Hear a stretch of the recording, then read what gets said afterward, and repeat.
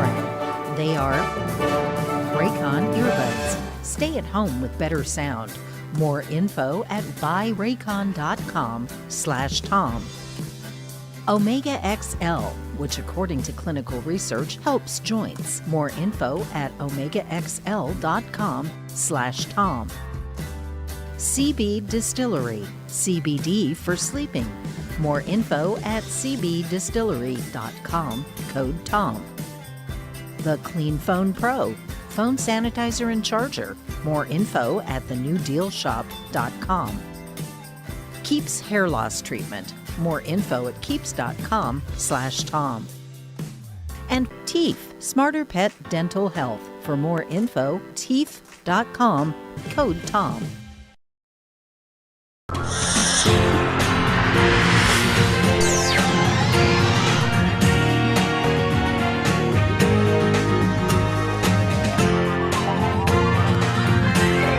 We say fight back!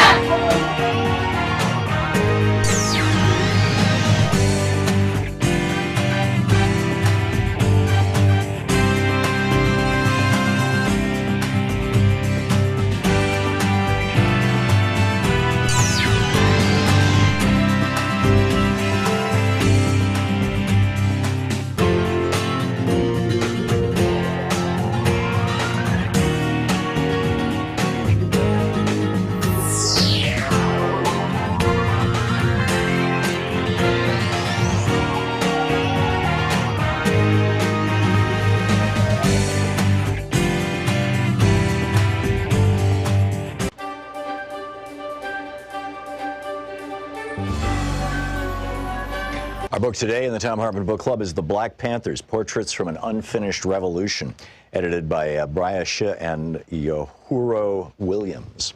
This is from Chapter 1, In Defense of Self-Defense, Pathways to the Black Panther Party. People joined the Black Panther Party for many different reasons. The moment of politicization was different for everyone, but a few were commonly shared, including the 1963 bombing of the 16th Street Baptist Church in Birmingham, Alabama, and the 1965 Watts Urban Rebellion. A more general sense of frustration and alienation compelled others to join the Panthers' ranks. The party exerted an enormous pull on the imagination of the members, especially those who had experienced police brutality. In the rebellious spirit of the times, the party's bold stance on self-defense resonated with those seeking fresh alternatives for achieving social justice and black liberation. Party members expressed a deep appreciation for other aspects of the Panthers program, including its community service programs, which grew out of a genuine love for the people. My neighborhood friend, a sister that I've known since I was about 11 years old, said, "Claudia, I want you to go with me. We're going to go and hear these Panthers speak at PS 92, which was an elementary school in our community." I said, "Okay, I'll go, I'm down." I listened to these brothers speak and I heard the pitch. I saw the determination and I saw the compassion. I thought, wow, this is the feeling that I used to get when I went into clubs and popped my fingers and got on the dance floor. It was the same feeling, except it was bigger for me now. It was bigger than me. It was full of love of the people. No longer did we have to argue and fight about, what are you looking at me like that for? Or don't step on my sneaker, or this is my block. Now we really had something to fight for. We had a people to fight for. This is bigger than any gang or club. We had a goal. We had something to look forward to, which was the betterment of black people. It was most definitely something that I was searching for, but I didn't yet know what that I was searching. I didn't find it. It fell on me. That was the first meeting. That's what actually started the wheels in my mind for me to become political. I was rank and file. I did a lot of things. The easiest way to say it is just to imagine worker bees. You got one queen, everyone else works. Rank and file. Those were the worker bees. We did it all. The one thing I enjoyed the most was teaching the political education classes on 7th Avenue in front of the Harlem office. That was the most fruitful. But anything I did, it was for the love of the people. Wherever I was sent, or whatever I had to do, it didn't matter anymore because it was for the love of the people. We were trying to get the word out. If I had to sell 125 papers in a day and I got close to that goal, then I did a good job. I was originally from Queens and came out of the Corona branch of the Black Panther Party. When the Panther 21 were arrested and went to jail, in order to keep those offices open and functioning, Panthers were sent all over the city to Harlem. I was one of the Panthers that ended up in the Harlem branch. That's how I got to be there on Wednesday nights to give the PE classes, the political education classes. I was extremely nervous the first time, but once I found my voice, then it went like clockwork. A lot of the people in the community who were just walking by were like, well, let me stop and see what this little girl is talking about, because I was indeed a little girl at that time. We started off every PE class with a 10-point program, and we ended every PE class with, okay, let me hear from you guys. What do you want to see different in your community, and how are you living? Then we would get the feedback, and then we would know how to concentrate our efforts. Rent strikes were crazy, because if you had to live like that, why should you pay rent? We did clothing drives, we did food drives, we did, of course, the breakfast program. There were a lot of other things that happened, and they might have been more meaningful, but those PE classes stayed with me. We were outside on the street in front of the office. When you were giving a class or you were having to talk inside the office and there were only Panthers around you, the feeling was just different than outside on the street. The Panthers knew what you were doing because they were Panthers and they were doing the same thing. Outside, there were constant questions and answers with the people. You had to give yourself up when you were outside in that crowd. You never knew who was going to say, we don't care about that, we don't care about you, you need to go away. There were a lot of people that just did not know where we were coming from and were afraid that if they were seen in the office or if they were seen asking questions, that they'd get reprisals, that they'd end up getting hurt. They were afraid. Things went so fast. Time seems to accelerate when you're always looking over your shoulder. At this time, it was all-out war against the Panthers, and brothers are being shot down in the street or set up or going to jail for years. We have brothers in jail since that time, 40, 41 years. We've had brothers that we've lost on the inside that we can't let the world forget. The government said, okay, we're going to lock them up and throw away the key and no one will ever care. But it's not true. We want them out.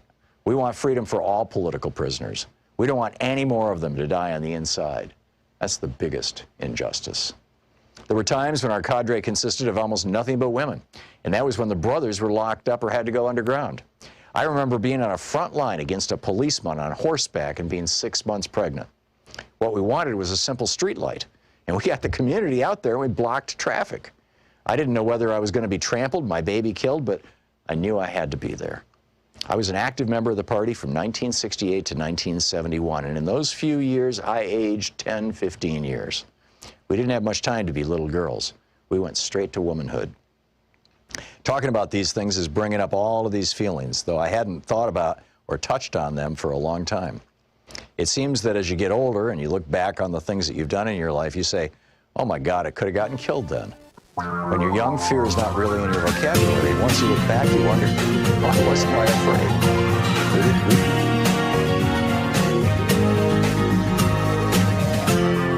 This is the Thom Hartmann Program.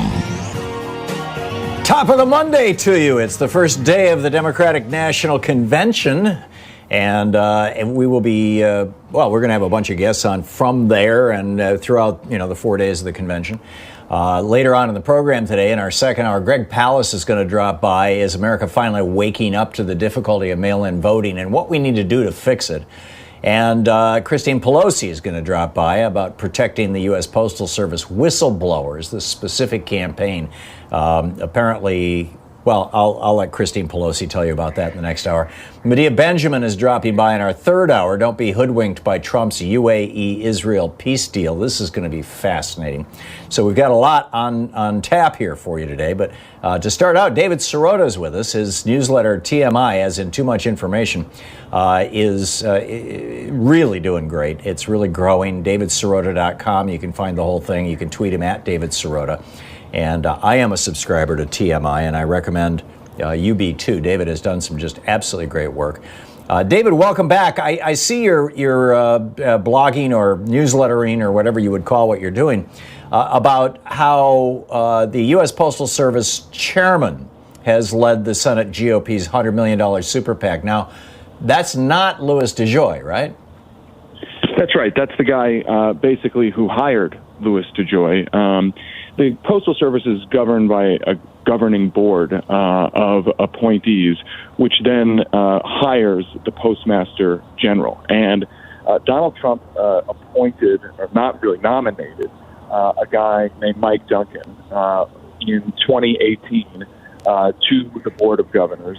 Mike Duncan is a former Republican National Committee chairman, so a political operative. He still serves on the Kentucky Republican Party, Mitch McConnell's Kentucky Republican Party, and he became chairman of the board, and he was then reappointed to a full 7-year term to run the Board of Governors of the Postal Service in December of 2019, getting a unanimous vote in the Senate. That includes all the Republicans and all the Democrats, except I should mention, the presidential candidates were not there for that debate. So every Democrat except the presidential candidates voted to confirm Mike Duncan. And as you mentioned, Mike Duncan is not just the former RNC chair. Mike Duncan is, as of January 2020, still on the documents as the chairman of the Senate Leadership Fund, which is the massive major Republican super PAC whose job it is to win the election for Senate Republicans. So concurrently serving as the chairman of the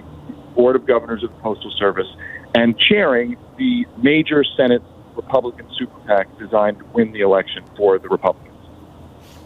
Yeah, that's pretty mind-boggling. I've got a map here. I caught it off Twitter this morning. Postal Service reduction in sorting capacity, and they've got circles around all the major places where sorting machines are being taken out: Los Angeles, San Francisco, Houston, Columbus, Ohio, New York City, Philadelphia, Pontiac, Michigan, Detroit, Michigan area, up and down the East Coast. And there's 5 of them being taken out in Florida, every single one in a major city. It looks to me like these are all cities with Democratic mayors, Chicago as well, where they're tearing down these sorting machines. That seems like a flag, number one. But number two, I remember Stephen Colbert some years ago taking this whole thing of creating a super PAC and turning it into a money machine for yourself. I've been on Trump's mailing list since 2015 when I sent him $15 or $5, I guess it was actually. And one of the things I've noticed is over the last 3 years, I've been getting 3-4 times a week emails from a couple of different super PACs. And what Colbert showed was that if you can put $100 million in a super PAC and you don't win the election, you can keep that money for yourself. You can just put it in your own pocket later on. I'm wondering if that might be going on as well, and if maybe this guy in the post office might be playing that game, or is that Senate super PAC sufficiently separate from the super PAC that Trump and his buddies are running that might be used to enrich Trump or pay for his TV network when he leaves or whatever? Or do you think I can't overstate the importance of the Senate Leadership Fund? It's not just any super PAC. I mean, it is the central super PAC that is running the Republican Senate campaigns. It is basically Mitch McConnell's former associates, and it is where the Republican, I'm talking about the big Republican money, goes to then be distributed to Senate races. So if you think the election is important, the presidential election is important, then you should probably certainly think that the election for the control of the Senate is super important, and that's what that super PAC does. Now you put it together, and the guy who's running the post office, the guy who's chairing the board that hired DeJoy, a Trump donor, to run the day-to-day operations of the post office, is also simultaneously running a super PAC that exists to win the election. And now all the allegations about is the post office being used to manipulate the election. Trump himself essentially saying that he doesn't want mail-in voting, and the postal service shouldn't essentially help people get their votes in. I mean, this boils into kind of a perfect storm of really, really legitimate questions. I mean, one of the questions is why would the Democrats vote this guy through? Another question is why are people allowed to serve on the U.S. Postal Service's governing board while in Senate documents? And that's the key. Our newsletter found. We dug up the Senate documents. That's what we do in our newsletter. We found those Senate documents in which Duncan, granted, buried the fine print, but he says literally, I am currently Senate Leadership Fund chairman. Why would somebody be allowed to serve in that position and also run the ostensibly non-political postal service? I mean, what kind of laws? Well, for 240 years, David, whoever's been running the post office has been relatively non-controversial, and the post office has never ever been politicized. So my guess is the Democrats just were blindsided by they didn't think that Trump and the Republicans could be this evil. It's, maybe I'm just giving them the benefit of the doubt. No, I think Tom, I think you're probably in part correct. I also would It's a say failure of imagination, shall we say? Yeah, and look, the Republicans have really tried to stop appointees from getting on that board, to grind the governance of the Postal Service to a halt. And so, that's the game that they play. They make it impossible, and then they make the choice somebody super extreme. I mean, now you've got the Democrats calling the Postmaster General, by the way, and Duncan, to testify before Congress to see if there's political meddling. But I mean, this should raise all sorts of questions moving forward of whether these kinds of political appointees should even be allowed to be on the Postal Service. I mean, to my mind, it's sort of listen, if you're telling me you're running a super PAC in the election, you can't serve as the chairman of the Board of Governors of the Postal Service. Which will administer, I mean, in the 2016 election, there were 40% of all votes in 2016 were cast by mail-in ballot, 57.2 million votes. So you're putting the guy in charge of what, in a non-coronavirus epidemic year, was 40% of the vote. You're putting a guy in charge of the system that collects 40% of the vote, and this time around will probably collect 70% of the vote, who is a Republican operative, in charge of a $100 million fund or more? Exactly. $100 million is to date what that super PAC has run. And I should mention, the other conflicts, the corporate conflicts here, where it's, money coming into Duncan's Kentucky Republican Party from leaders of FedEx, Duncan himself saying that he had holdings in Amazon. I mean, DeJoy has holdings, and the reason I bring that up is those are the corporate conflicts, right? About the competitors to the Postal Service. They want specific things from a weakened Postal Service so they can take over market share. I mean, it is a David, real quick, we're going to hit a break in 9 seconds. I think that Trump told DeJoy, "I'll make you a billionaire by letting your company take over a privatized post office if you'll put up with the crap for 6 months." You think that's possible? All I would say is I don't know that that's the case, but it wouldn't surprise me. Yeah. And I wonder if this other guy, what's his name again? Mike Duncan. Mike Duncan. If Mike Duncan is in on that, let's become a billionaire thing too. David Sirota, TMI, davidsirota.com is the website. Thank you, David. This is the Thom Hartmann Program. 15 minutes past the hour. We'll be right back with more of the news of the day and your calls right after this.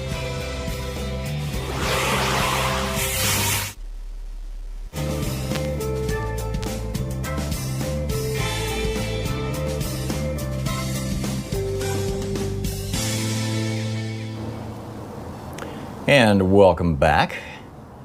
Jessica in Chicago watching us on Free Speech TV. Hey, Jessica, what's on your mind today?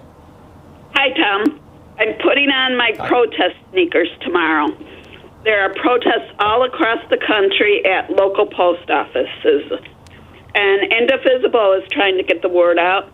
And Portland, I love Portland's protest. Tomorrow they need to take it to the post office. And Portland has been protesting in front of the post office. There have been protests here. There were last week, almost every day. Oh, wonderful. As far as I know. And I'm making posters today. So that's I'm very great. busy. That's great. So you learned about this through Indivisible? Yes. Yeah. Oh, that's great, Jessica. That is absolutely great. Where in Chicago are people going to be showing up?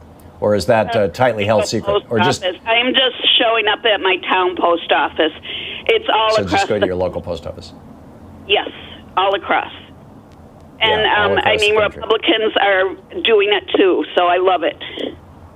Yeah, that's marvelous. I got a wonderful thing to tell you.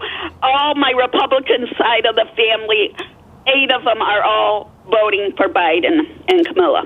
Wow. So it's all changing. Do you think, Jessica, that's because of things like the Lincoln Project ads and Joe Scarborough in the morning, a reliably Republican commentator on the show? You're going to love this. It's because of Camilla. My sister said if it was anybody else, she would have voted Trump, but she likes Camilla, so I was so surprised. So it's all about Kamala Harris? That's remarkable. That's impressive. Yep. So I say, swampy, Trumpy, start packing. Yeah, there you go. Okay, Jessica, thank you very much for the call. Great to hear from you. Good talking with you. Rich in Rhinelander, Wisconsin. Hey, Rich, what's up? Tom, what do you think of during the convention, one of the speakers calling for a national day of mourning for the people who have died from COVID-19, involving all of the living presidents? Wow. It wouldn't surprise me, Rich, if we see that sort of thing happen during the convention itself, that, one or more speaker or a person introducing a speaker may say, 170,000 Americans have been killed by Donald Trump's incompetence and unwillingness to confront a public health crisis. And so let's have a moment of silence for those people, or a minute of silence, or whatever. That wouldn't surprise me at all. But in terms of a national, moment of silence, as it were, a national day of mourning, that's something that you do when the crisis is over. So, if Biden comes into office in January, and if we take February, March, April, and basically lock the entire country down, flush the virus out, get rapid tests in everybody's hands, they now have 15-minute tests that are available that billionaires are using literally all over the country. If you want to go on a billionaire's yacht or come to one of their parties, you got to take these 15-minute tests. The NBA, the professional sports teams are doing it as well. Those need to be available to everybody. And I think that using the power of government, Biden might be able to pull that off in the first few months of 2021. And then by the summer of 2021, we may be where, New Zealand, Australia, most of Europe are, where, you've got a few outbreaks here and there, but you're clamping down on them. I'm hopeful. And that would be the time for the National Day of Mourning, Rich. I think it's a great idea, and thanks for calling and suggesting it. We'll be right back. It's coming up on 20 minutes past the hour.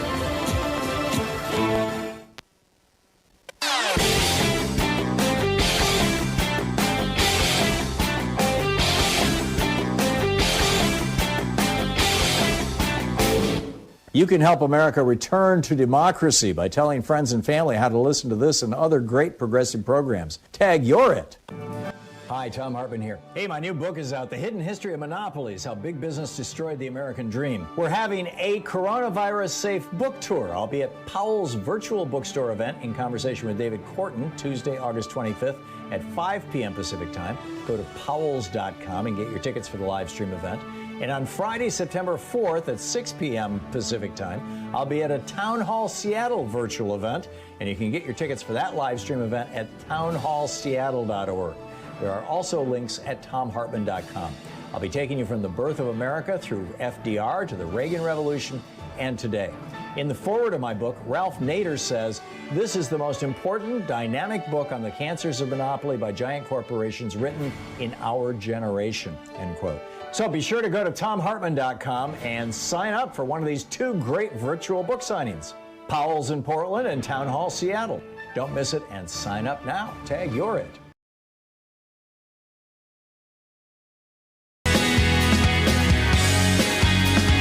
Welcome back. Thom Hartmann here with you.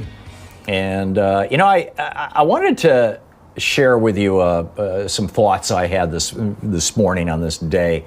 I caught part of Morning Joe this morning, the MSNBC Republican program. And Joe Scarborough had George Will and David Frum on. Now, both have been guests on this program. David Frum has been on this program many times over the years. Joe Scarborough has never been on, to the best of my knowledge. But in any case, the three of them, actually, Sean tells me Joe Scarborough has been on this show. Okay. I just don't remember it. In any case, the three of them were talking about what to do. I mean, this also they had Ann Applebaum on, who wrote this book, The Twilight of Democracies, or of Democracy, which is a startling book. And they were, kind of putting the Republican Party in the context of oligarchy and tyranny and all that kind of stuff, which was fascinating.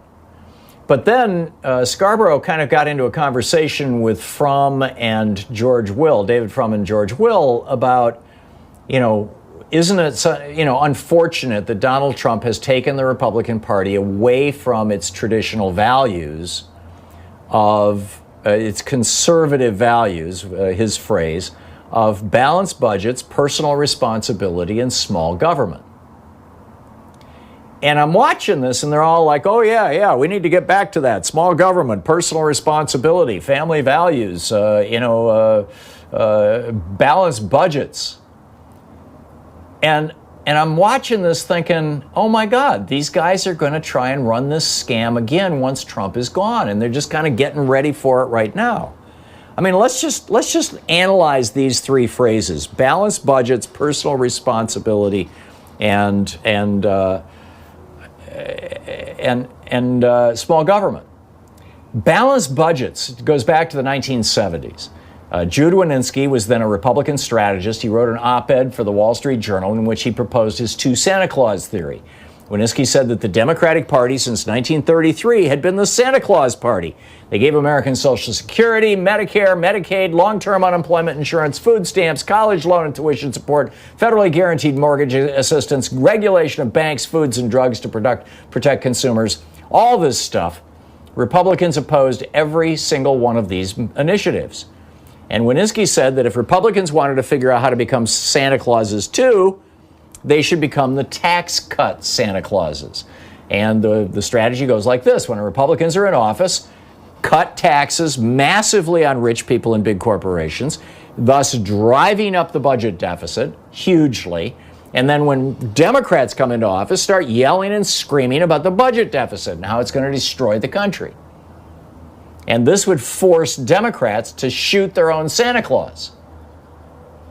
And in fact, it worked. I mean, Reagan was the first president to actively and aggressively use this strategy. He tripled the national debt from around $800 billion to over $2 trillion in just 8 years. He ran up more debt in those 8 years than every president of the United States, all the way back to George Washington combined. And of course, when Bill Clinton came into office and Republicans started screaming about the budget deficit, Bill Clinton took the bait and said, oh, yeah, we will end welfare as we know it. And he cut all kinds of social programs, time limited them, all these things, because the Republicans were successful in their balanced budget scam.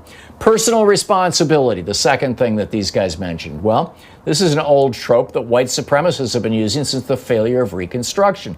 They argue that African Americans are less successful in America because they fail to take personal responsibility for their lives, which is a convenient slogan for the Republicans that lets them completely ignore racism structurally built into America's political, economic, and cultural systems.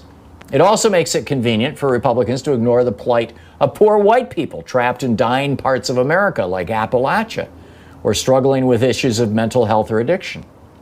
After all, if people are always personally responsible for their own circumstances, then why should we bother doing things about homelessness or poverty or addiction or hunger, or the struggle that racial, religious, and gender minorities face in achieving the American dream? And then, of course, small government. Every Republican since Warren Harding was elected in 1920 has used the phrase small government as a euphemism for cutting taxes on rich people and big corporations. But in any other regard, this is complete gibberish, small government. Republicans have consistently and repeatedly exploded the size of government over the years, driving our military spending up to the point where it's greater than the next dozen countries combined, and throwing every kind of advanced weaponry imaginable at police forces all over the country. They give no bid contracts to their donors. They sell off public lands at pennies on the dollar to miners and frackers. They waste hundreds of billions of dollars a year. In reality, the only size of government that Republicans care about is their obsession with cutting public education and programs like Social Security and Medicare, while simultaneously reducing taxes on the very, very rich. American conservatism has been a scam since 1920, and it's been a scam on steroids since 1980. And it continues to be a scam that exclusively benefits the very white and very wealthy people in this country, represented by Scarborough and Frum and George Will. And no amount of hand-wringing or sloganeering or reinventing the party is going to change that fact. You're listening to the Thom Hartmann Program. Call 202-808-9925. So my question for you, is the Trump wipeout sufficiently large enough that Americans will figure this one out too? What do you think?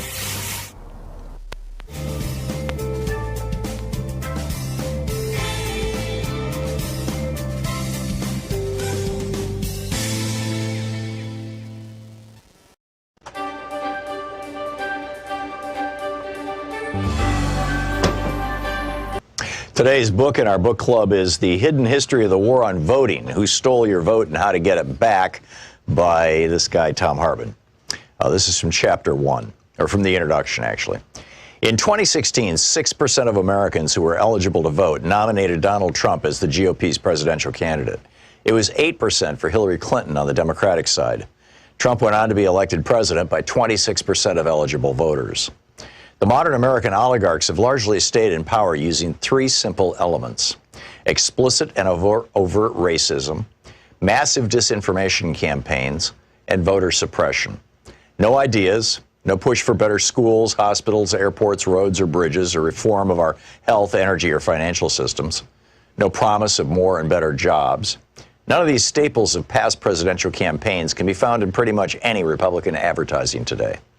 Instead, the public Republican message is all about race, or the subset of race, religion.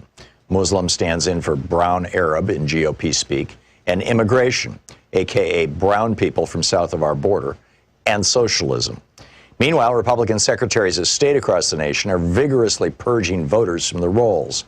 Over 17 million, more than 10% of America's active voters, in just the 2016-2018 period, according to NBC News. After the 5 Republican appointees on the U.S. Supreme Court gutted the Voting Rights Act in 2013, 14 GOP-controlled states moved within a year, some within days, to restrict access to the vote, particularly for communities of color, students, and retired people. In North Carolina, for example, 158 polling places were permanently closed in the 40 counties with the most African-American voters just before the 2016 election, leading to a 16% decline in African-American early voting in that state. An MIT study found that nationwide, Hispanic voters wait 150% longer in line than white voters, and black voters can expect to wait 200% longer in line to vote. In Indiana, then Governor Mike Pence's new rigorous voter ID law caused an 11.5% drop in African-American voting.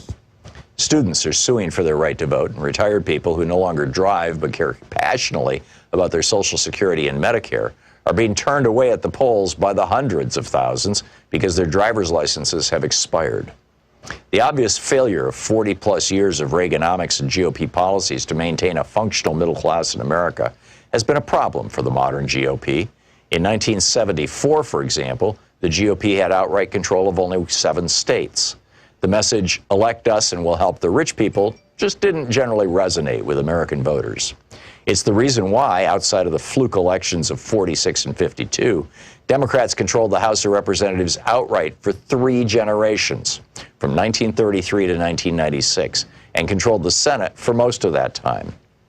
Desperate to win the presidency for the GOP in 1968, Richard Nixon went so far as to commit treason by torpedoing a peace deal with President Lyndon Johnson that President Lyndon Johnson had worked out with the North and South Vietnamese.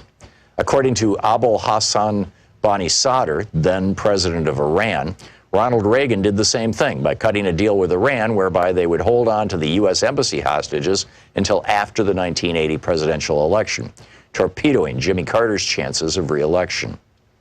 But in 2000, the GOP changed tactics. After Reagan was almost busted for his part in Iran-Contra, he testified that he had forgotten about details of the program more than 80 times. His growing Alzheimer's spared him an indictment. They realized that getting busted for treason wasn't worth the risk. They needed a plan B, and it was deliciously simple. If most voters don't like what you're selling, then just don't let them vote. Paul Weyrich promoted this idea back in 1980 when he was campaigning for Reagan after co-founding the Heritage Foundation. And indeed, many Republican luminaries, such as William Rehnquist, who went from serving the GOP by standing in polling places and intimidating Hispanic and Native American voters in the 1960s, to becoming Chief Justice of the Supreme Court, rose up through the ranks by participating in Republican-run voter intimidation schemes. Voter suppression became the foundational go-to tactic for the GOP in 2000. Although the GOP attacked Democratic presidential nominee Al Gore with smear and innuendo, ridiculing him for helping write the legislation that created the modern internet, for example, the main thing that got George W. Bush into the White House was voter suppression. His brother, Florida Governor Jeb Bush, and Bush's Secretary of State, Katherine Harris, threw somewhere between 20,000 and 90,000 African-American voters off the rolls. They were able to get the vote close enough. The 5 Republican appointees to the Supreme Court functionally awarded Bush the presidency. The BBC covered this in 2001 in 2 major investigative reports that were seen all over the world, except on any American media. By 2016, the Republican Party had fine-tuned its voter suppression and intimidation systems to the point that they ran like well-oiled machines in nearly 30 states. Between the 2012 and 2016 presidential elections, for example, Ohio had purged more than 2 million voters from its rolls, the vast majority, more than 2 to 1, in heavily African-American and Hispanic counties. The 5 Republican appointees on the Supreme Court ruled in 2017 that they could keep it up. And other states have since adopted their new tactic of caging voters. The book, The Hidden History of the War on Voting, by me.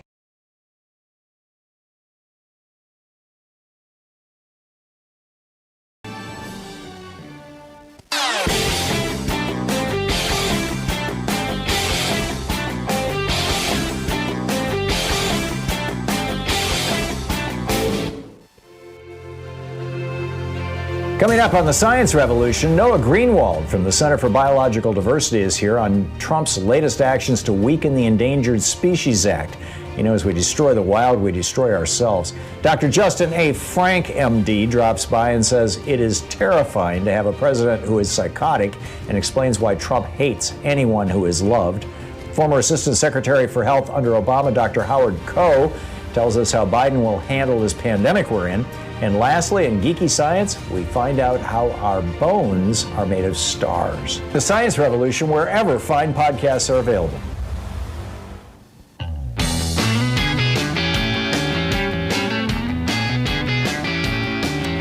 Welcome back. Thom Hartmann here with you. So do you think that people are waking up to the scams that the GOP has been running for years and years? I'm personally very interested in seeing a systemic awakening, a broad awakening across America. Not just, oh my God, Donald Trump is terrible. Oh my God, he let 170,000, by Labor Day, it's going to be 200,000 Americans die. And 6 million Americans get infected with a disease that causes people to lose their limbs. The new report this morning about these giant kind of clotted plugs that people are getting in major arteries and veins that are feeding the blood to their legs and arms, that are causing amputations, causing dementia, from strokes. And this is in young, healthy people, by the way. In fact, when these kind of things happen in older people, that's a sign that they're about to die. But in young, healthy people, you just cut off the leg, or they'll just be demented, or they'll have to limp for the rest of their lives, or whatever it may be. People are getting that, and they're blaming it on Trump, and they're blaming the Republicans for supporting him. But I would like to see an awakening that's much deeper than that, that the American people realize that the GOP has been running a scam on them on behalf of very, very wealthy people since 1921. And Franklin Roosevelt outed that scam. He called these people out. He named them. He said, they hate me and I welcome their hatred. He said, they tell me that they're going to have to leave the country because my taxes are too high. I will miss my friends, he has said. Franklin Roosevelt. He took them on, head on. But then, we had the Eisenhower years, and then Jack Kennedy came along, and let's all just work together. And after the Barry Goldwater blowout in 1960, Republicans kind of, calmed down a little bit. And, it really wasn't until 1980 that the scam got revived in a big way with the Reagan Revolution. And now here we are 40 years into this experiment of Reaganism that has gutted our middle class and working people and devastated poor people. Created an explosion of homelessness.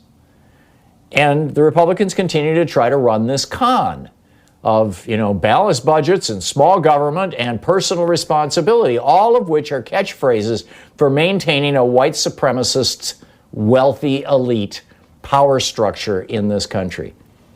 And I'm very hopeful that Americans will start figuring it out soon. Carrie in Arlington Heights, Illinois. Hey, Carrie, what's on your mind today? All right, so you raise a fascinating and actually very complicated question, I think. I just finished Fromm's book, which is absolutely brilliant. I think it's Trumpocalypse. His new book, yeah, I don't have a copy of it. I haven't seen it. Oh, you should Tell me read about it. He's brilliant. And he addresses maybe 90% of the things that you address. But then there's that 10%, which is, going forward, how do we, recognize the scam? He doesn't address that at all. It's Right. I don't know. The book is brilliant. Like I said, is he lying or is he just not aware of it? I don't know. It's hard to say. But he does say about the 30% of the population who are cult followers that we have to deal with them. I avoid them. I try to. It's just pointless. But he says they're of us, and we still have to incorporate them, and we have to incorporate conservative ideas. I don't know how. There's a. Kerry, I don't have a problem if a politician wants to say that he or she think that taxes should be lower on rich people and corporations, that poverty is a moral failing, and that they don't want there to be social programs like Medicare and Medicaid and Social Security. Prior to the Reagan Revolution, Republicans used to say that stuff out loud. Barry Goldwater went on the floor of the United States Senate in 1963 and spoke out loudly, in 1960, and spoke out loudly, well, maybe it was 63, whatever. I was just writing about this over the weekend. Spoke out loudly against, any kind of civil rights legislation. I mean, they were right up front about who they were and what they were all about. They would occasionally couch it in terms like states' rights, but they were willing to be honest about who they were and who they were serving.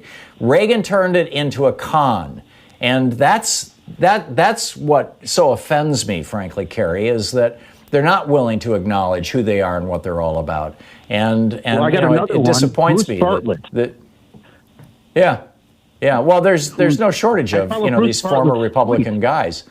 I mean, we had the guy on a week or so ago who wrote the book "It Was All a Lie," or no, it was another one. But basically what he said was, I was lied to all these years by these Republicans and these so-called conservatives, and he ended our interview by saying, the problem of right-wing billionaires is worse than you realize, and I'm sure that that's all true. But so okay, well, Kerry, I got to move along. But Okay, I'll check it out. Thank you very much. It's nice to hear from you. Dan in Altoona, Pennsylvania. Hey, Dan, what's on your mind? Hey, Tom. I just wanted to make a little point. You're talking about how the Republican Party is kind of going through a revolution right now as far as, they're going to try to pull their old tricks again. I think a lot of the old Republican guard are actually switched over to the Democratic Party, like Scarborough and Pelosi and Schumer wouldn't be considered Democrats back in the day either. Very rich people that are very powerful. So I wanted to get your take on that. Maybe all the Republicans are moving from the Republican Party over to the Democratic Party to pull it right. Yeah. I think that whether this is intentional or not, I think that what is happening is these Republicans, these conservatives, the Steve Schmidt conservatives, let's call them. Well, let me give you a little backstory here. In 1932, in the election of 1932, Franklin Roosevelt, it was just an absolute screaming blowout. He had, more than 2/3 of the House, more than 2/3 of the Senate were Democratic. The Republican Party was in tatters. And in the Democratic Party, with the single exception of the so-called conservatives who were the Southern racist Democrats, who were still tolerated in the Democratic Party. But setting them aside for a moment, which I realize is like, swallowing a horse, but nonetheless, setting that aside, by and large, the party purged itself of so-called conservatives, of the Herbert Hoover conservatives, of the people who wanted to deregulate the banks, who wanted to deregulate Wall Street, as Herbert Hoover had done, well, actually, as Warren Harding had done, that brought about the Great Crash. They purged the Democratic Party of these fools. What I'm seeing happening right now is a bunch of these Republicans who have been running these kinds of cons on America for years and years and gotten very, very good at it.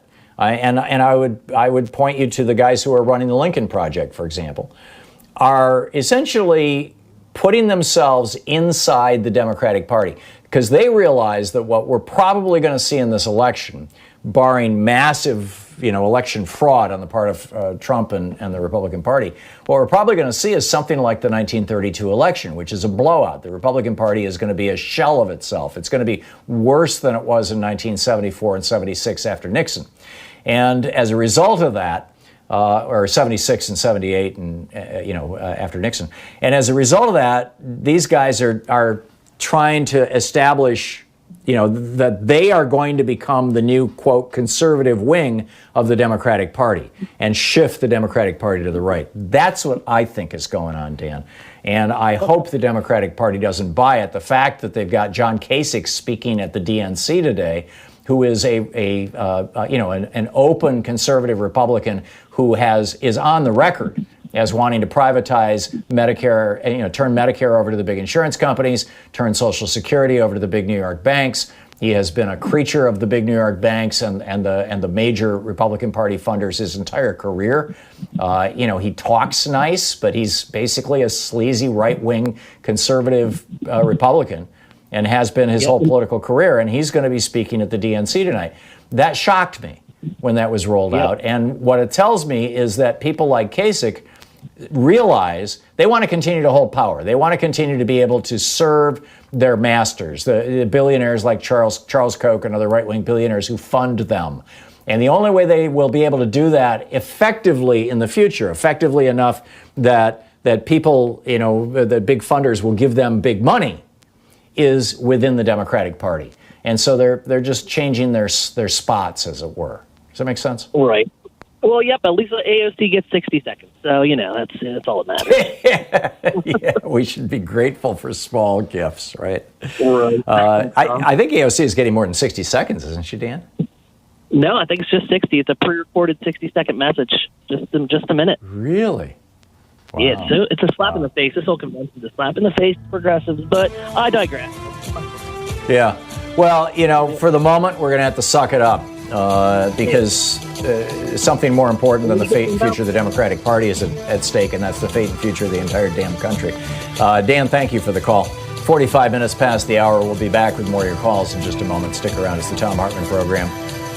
Are Americans going to wake up to this personal responsibility scam that Republicans have been running? You're listening to Thom Hartmann. Visit ThomHartmann.com for audio and video archives. Or is the GOP going to continue to get away with this going forward? Or is is it going to be adopted by a large faction of the Democratic Party?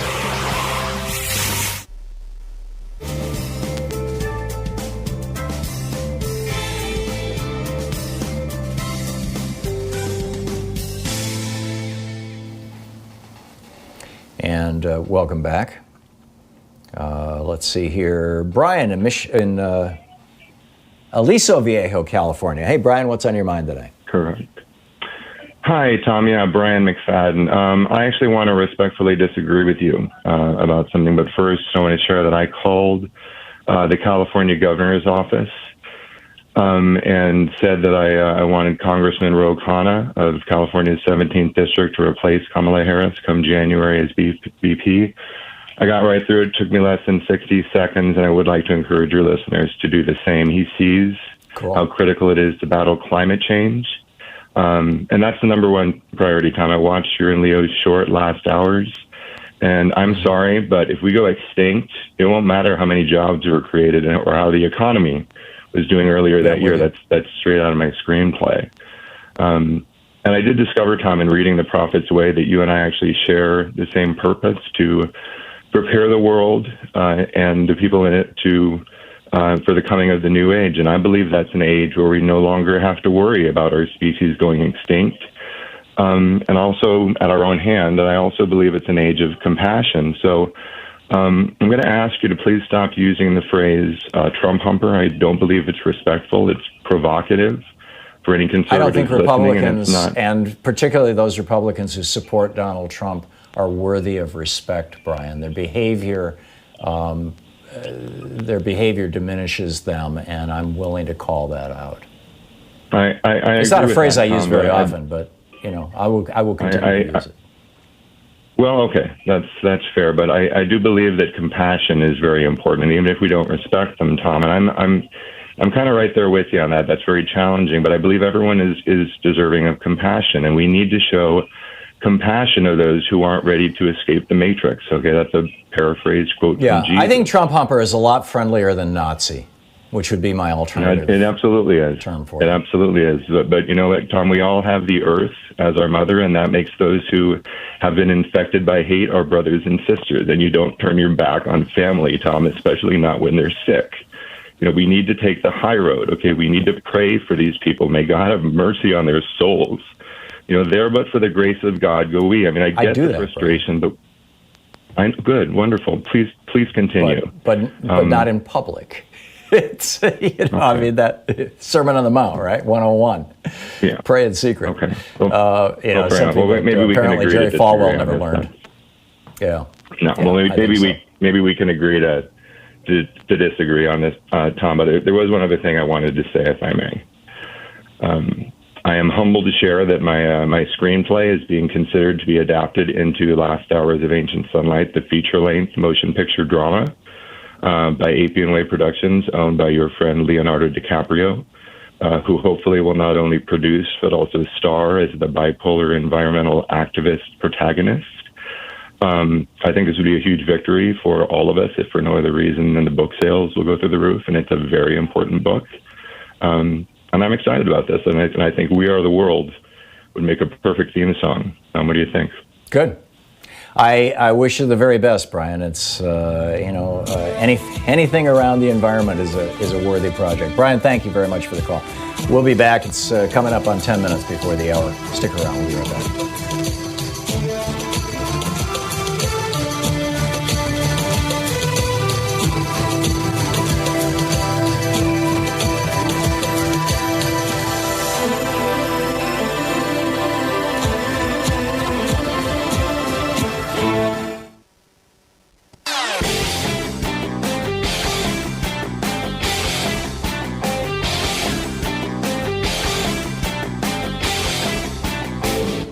The Hidden History of Monopoly tells how Robert Bork, that guy from the Reagan era, transformed corporate America and destroyed the American dream.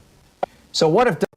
Hi, Thom Hartmann here. Hey, my new book is out, The Hidden History of Monopolies, How Big Business Destroyed the American Dream. We're having a coronavirus-safe book tour. I'll be at Powell's virtual bookstore event in conversation with David Corton, Tuesday, August 25th at 5 p.m. Pacific time. Go to powells.com and get your tickets for the live stream event. And on Friday, September 4th at 6 p.m. Pacific time, I'll be at a Town Hall Seattle virtual event, and you can get your tickets for that live stream event at townhallseattle.org. There are also links at thomhartmann.com. I'll be taking you from the birth of America through FDR to the Reagan Revolution and today. In the foreword of my book, Ralph Nader says, "This is the most important, dynamic book on the cancers of monopoly by giant corporations written in our generation," end quote.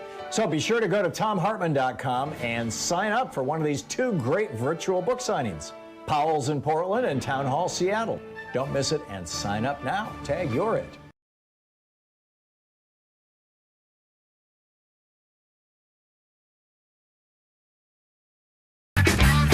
Welcome back. Thom Hartmann here with you. And Donnie in Lincolnton, North Carolina. Hey, Donnie, what's on your mind today? Hi, how you doing, Tom? I just want to let you know I'm a 42-year veteran of the Postal Service. I'm now retired for 6 years. I worked in the General Post Office in Manhattan for 20 years in processing and distribution, and I worked the last 22 years of my career on Roosevelt Island, which is the most, as a window clerk, the most diverse place on the planet, I must say. 20% of the people work for the United Nations. Kofi Annan used to work there. What I wanted to say was, when you want to put stamps on business reply mail for like voting, that really will not get processed any quicker, because what happens is the barcodes on those letters take it to the machines immediately. It supersedes the postage. The postage will get that's what I figured. You know, that's and the other thing is, when I started working there, from all the way from 8th Avenue to 9th Avenue, there were aisles and aisles of manual places where people used to process the mail. Hundreds of people.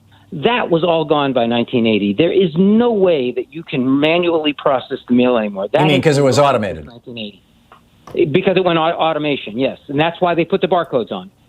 And now they're back to your- destroying 671 machines, sorting machines, high-speed sorting machines? Exactly. You can't. These optical sorting, they just go so fast. There's no.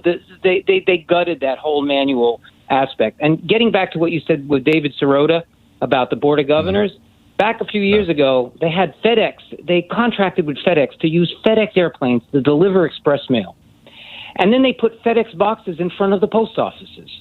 When those express mails failed because they didn't meet the standard on the delivery standard on the FedEx airplanes, because it was in their interest to fail, the people would come out of the post office and see the FedEx box, and they'll say, well, next time I'm going to use FedEx. And the other thing that, and because express mail is guaranteed, not only does the post office land up delivering it, but you get a refund. So it's a double hit on the post office. So again, this is the kind of the things that the Postal Board of Governors have been doing for a long, long time. I started originally in 1970. I had a break in service, so I've seen how the evolution of this has happened. And I used to tell the customers on Roosevelt Island what they were doing. I mean, I'm legendary on that island. Yeah, that's great. That was the island that Hillary Clinton launched her campaign, if you remember. I do remember. But. Yeah, Donnie, thank you. Thanks for sharing. Thanks for sharing your story with me. Yeah, I totally get it. Thanks a lot for the story. Good talking to you, Mike in Hope Sound, Florida. Hey, Mike, what's up? Hey, it's the back-to-back postal workers, Tom. I also was an employee, but I was in charge of actual dispatch on platform of a GMF down in South Florida. And I can tell you that no matter what time of the year, everybody needs to understand this, that every piece of mail is attempted to get out, not just during the day, but on one particular dispatch in the morning. We have a 5:30 or a 4:30 dispatch. When all first class and priority and express and certified mail, everything is prioritized to get on those trucks.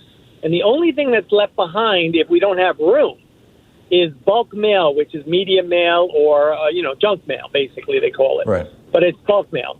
Now, I also heard this last week that they were trying to assess political mail now as bulk mail or change that route. They have done it. Which is another. They did it. They did it a week ago. Louis DeJoy issued essentially an order that going forward, mail would be treated based on the rate that was paid. And states have been paying a third-class rate, and the post office has offered first-class service to political mail as, kind of respect for our voting system. But DeJoy said stop that, and that stopped last week. And not only that, but he also said that we're not going to, a lot of the post office has come forward and said, we're not even going to document where that mail is and how much we have. So because it's bulk mail, you kind of lose track of it. Now, right, because they don't have to with third-class mail. Yeah. And when I was working platform and in charge of dispatching trucks, we had to sign and seal these trucks, and your job was on the line if there was any delay or any falsification or any problems. And the employee at the base level, Tom, could file a report saying there's delay of the mail, which is a federal crime. Even at a small level, if you say the supervisor made you keep this cage of priority mail or letters behind for no other reason than they were holding it and you don't know why. It never really happened, but if there was delay of the mail, it was treated very seriously by employees. Because that's our It's a job. federal crime, Mike. Oh, of course, and it's in the Constitution. Well, now, when you brought up Robert Duncan, as much as I know and as much as I'm an advocate, I hadn't even heard about this guy till you mentioned him today. So you can imagine how infuriated I am. I'll be posting and spreading this information as much as possible. But a lot of people have asked me, well, doesn't it affect Republicans too? Well, the point of chaos for this group is chaos, just like was said in 1984. The point of torture is torture. So anything that's chaos promotes Republicans. And so, well, and here's the numbers. This is from the MU Law poll, Mike. Among those who say they will vote by mail, 81% support Biden, 14% support Trump. I mean, that tells you everything. That tells you everything. Yeah, thank you, Mike. Great to hear from two postal workers back to back here on the Thom Hartmann Program from very different parts of the country, too, for that matter. We'll be back with more of the news of the day. And let's see, we've got a guest coming up at the top. It's going to be Greg Palast talking about voting and the mail. Stick around. You're listening to Thom Hartmann.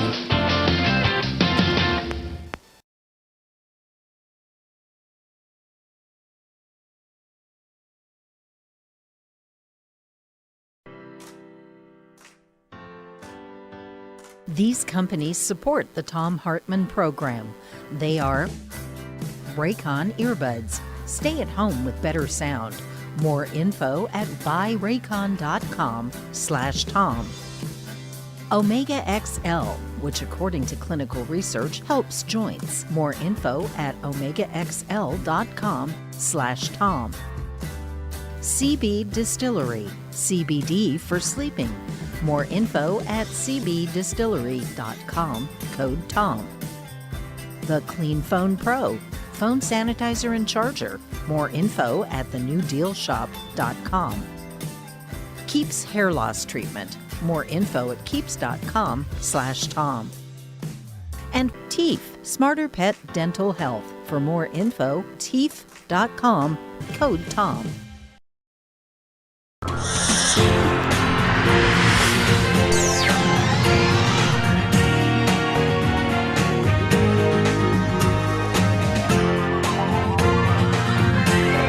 We say fight back!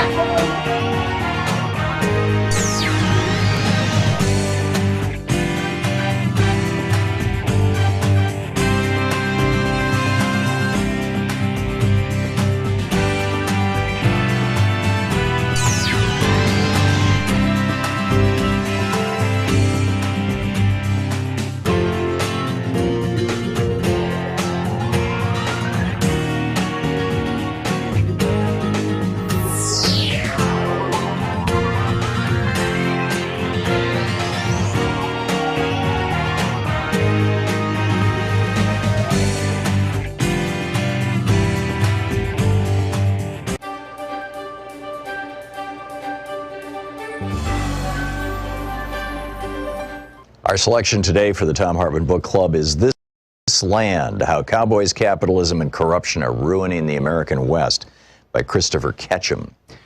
This is from Chapter 1. It's about halfway through the chapter. He's talking about Bernard DeVoto. DeVoto was the first major historian of the West who was also an environmentalist and an activist, the first chronicler of what Wallace Stenger called the West's curious desire to rape itself. DeVoto was a Westerner raised in Utah. He suffered in the provincialism and intolerance of Mormon country, went east to study, and then teach at Harvard, settled in Cambridge, but never forgot the beauty of his native ground. Loving the land and history, said a magazine profile, but loathing the society.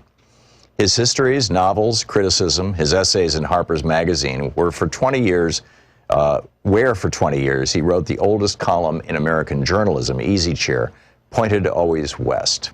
His trilogy, published in the 1940s, The Year of Decision, Across the Wide Missouri, and The Course of Empire, garnered the Pulitzer, the Bancroft, and the National Book Award. Widely celebrated, DeVoto used his position to become his generation's most outspoken defender of the public lands. He called the West a plundered province, a resource colony for corporations and absentee landlords who practiced, quote, an economy of liquidation. He was broad in his assault on the liquidators. He went after the timbermen, the mining companies, the stockmen, the cattle barons, the oilmen and gasmen, the overgrazers, the deforesters, the denuders, the profiteers of gold rushes and grass rushes. He named the bankers and congressmen who abetted the plundering, the Western hogs, he called them. They've been busy for a century laying waste to the West. Long before the public domain was vested with any permanence legally in the hands of the American people, before there was a consideration of the land itself or any environmental ethic, the West had been torn up, beaten down, subjected to the greed and profligacy of the commodity users. Ironically, the users, in their race to liquidate, helped drive the creation of the public land system we know today, as they proved the need for federal stewardship to stop their abuses. Massive timber frauds in the 19th century, the largest land frauds seen in the West, led directly to the establishment of the Forest Service in the 20th century, its purpose to stop deforestation. Out-of-control cattle numbers in the steppe, overgrazing that turned the fragile soil to dust, led directly to the federal grazing regulatory system that eventually became the BLM. When in 1946 the commodity users conspired to destroy the public land system, the system in which DeVoto saw the only hope for Western conservation and preservation, he stood to oppose them. Quote, he was the first conservationist in nearly half a century, except for Franklin D. Roosevelt, to command a national audience, said Arthur Schlesinger Jr., a student of his at Harvard. No one did more in the post-war years to rouse public opinion against the spoilers than DeVoto. DeVoto and Schlesinger had seen firsthand what unregulated industry could wreak in the arid lands when they drove cross-country together in the spring of 1940 and entered western Kansas past the 100th meridian. These were the last years of the Dust Bowl before FDR's soil conservation programs and the return rains of the 40s could heal the land. Wrote DeVoto, a cemetery was 10 inches deep in sand. Half the headstones had toppled into it and been partly covered. Sagging shacks that had been farmhouses had their windows blown out, and dust was 2 or 4 or 6 feet deep against their western walls and a foot deep against the far wall. A repulsive dust as fine as sifted flour. Now, 6 years after that trip with Schlesinger, DeVoto was confronted with the West's cattle barons, the liquidators of the grass, who were hell-bent on reducing the region to the same mess of dust. In 1946, the Joint Committee on Public Lands of the American National Livestock Association met in Salt Lake City to discuss the goal of undermining what few regulations had been placed on livestock operators under the newly formed Bureau of Land Management. The stock growers' ambition went further than mere deregulation. They hatched a plan with the help of friends in Congress to begin moving all federal land, the BLM and Forest Service domain, as well as the national parks, into the control of the states. The plan evolved through 1946, 47, 48, with legislation making its way on Capitol Hill. DeVoto covered the story for Harper's. He cautioned that the stock growers were attempting, quote, one of the biggest land grabs in American history. The public lands are first to be transferred to the states on the wholly justified assumption that there should be a state government not wholly compliant to the desires of stock growers. It could be pressured into compliance, he wrote in Harper's. Nothing in history suggests the states are adequate to protect their own resources or even want to, or suggests that cattlemen and sheepmen are capable of regulating themselves even for their own benefit, still less the public's, end quote.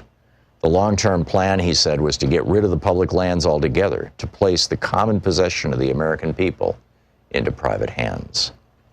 The livestock industry went on the attack, mounted a PR campaign to discredit DeVoto, and pressured Harper's to cease its support.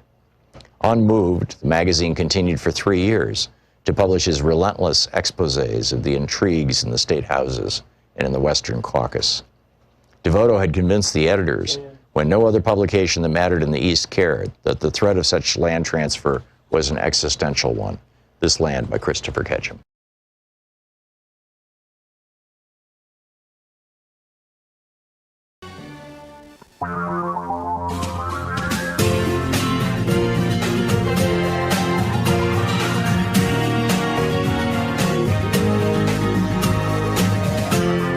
This is the Thom Hartmann Program. Welcome back. Thom Hartmann here with you. Greg Palast is on the line with us, the investigative journalist for the BBC, The Guardian, Rolling Stone, author of his new book, How Trump Stole 2020, The Hunt for America's Vanished Voters. GregPalast.com, Palast.com is his website. You can tweet him at Greg_Palast. And Greg, welcome back to the program. You say America is finally waking up to the difficulty of mail-in voting. What do we do? I'd like to talk about solutions to this problem. I get it that, we've got a fairly advanced and sophisticated and successful program here in Oregon and Washington State and a few other states, but that there are a lot of states that are just fumbling along with this. We saw, big problems with New York, for example, that Trump is citing.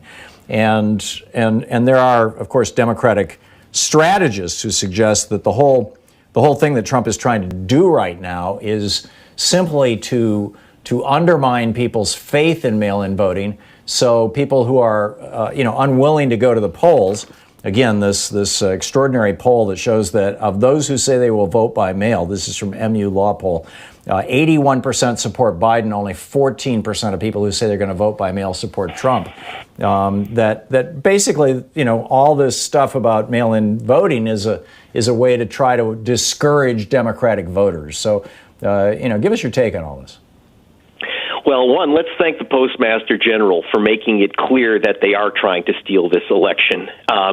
But he's woken us up to the fact that, in fact, mail-in voting has never been successful in America outside the West Coast. But I'm talking about in America, where, as our president says, there's mail-in voting, which is what we have in Oregon, California, Washington, Hawaii, Colorado. I'm not talking to you guys. You're going to get your ballot in the mail automatically. I'm talking about America. And in America, that is places from Wisconsin, Michigan, Pennsylvania, North Carolina, Georgia, Arizona, our swing states. We have a terrible history with mail-in voting where 22% of ballots, mail-in votes, never get counted. Half of those because you don't receive them. What do? I want you to use absentee or mail-in voting because I don't want the people listening to die or for you to go and vote and then come back with a virus and kill grandma. What do? Number one, understand the problem. So most people who don't get their ballots, it's because you're not registered. Believe it or not, if the ballot isn't mailed to you, you can't mail it back. Sick rule. So how do you get your ballot? Number one, make sure you're registered. Every state allows you to check your registration online. Do that. I did. Greg Palast here in California, no such voter. Okay? So I re-registered online. You can do that, too, in almost every state. Check your registration. How did you get dumped off the voting rolls, in the same Greg? place Do you for know? 50 years. What? I'm sorry? How'd you get dumped off the voting rolls? Well, it's very easy. I actually hunted it down. I'd left off, you had to put your zip code in 3 places on the registration form, and I didn't. This is at the DMV. But instead of telling you that you missed a line, they just throw out your registration. Same with your ballot. 22% of all ballots, mail-in ballots, are not counted. Half because you don't get them on time, or you don't get them at all, often because you're not registered. And that's usually not the post office. It's your wonderful GOP Secretary of State who's slow-walking your ballot to you. They know who's going to be mailing in these ballots. Then now you get into the danger zone. When you fill out that ballot, remember, this is more difficult than the SAT. You make a mismark, you lose the whole thing. So if you put a check mark instead of filling in a bubble, don't put in a smiley face, don't use a red pen or a pencil.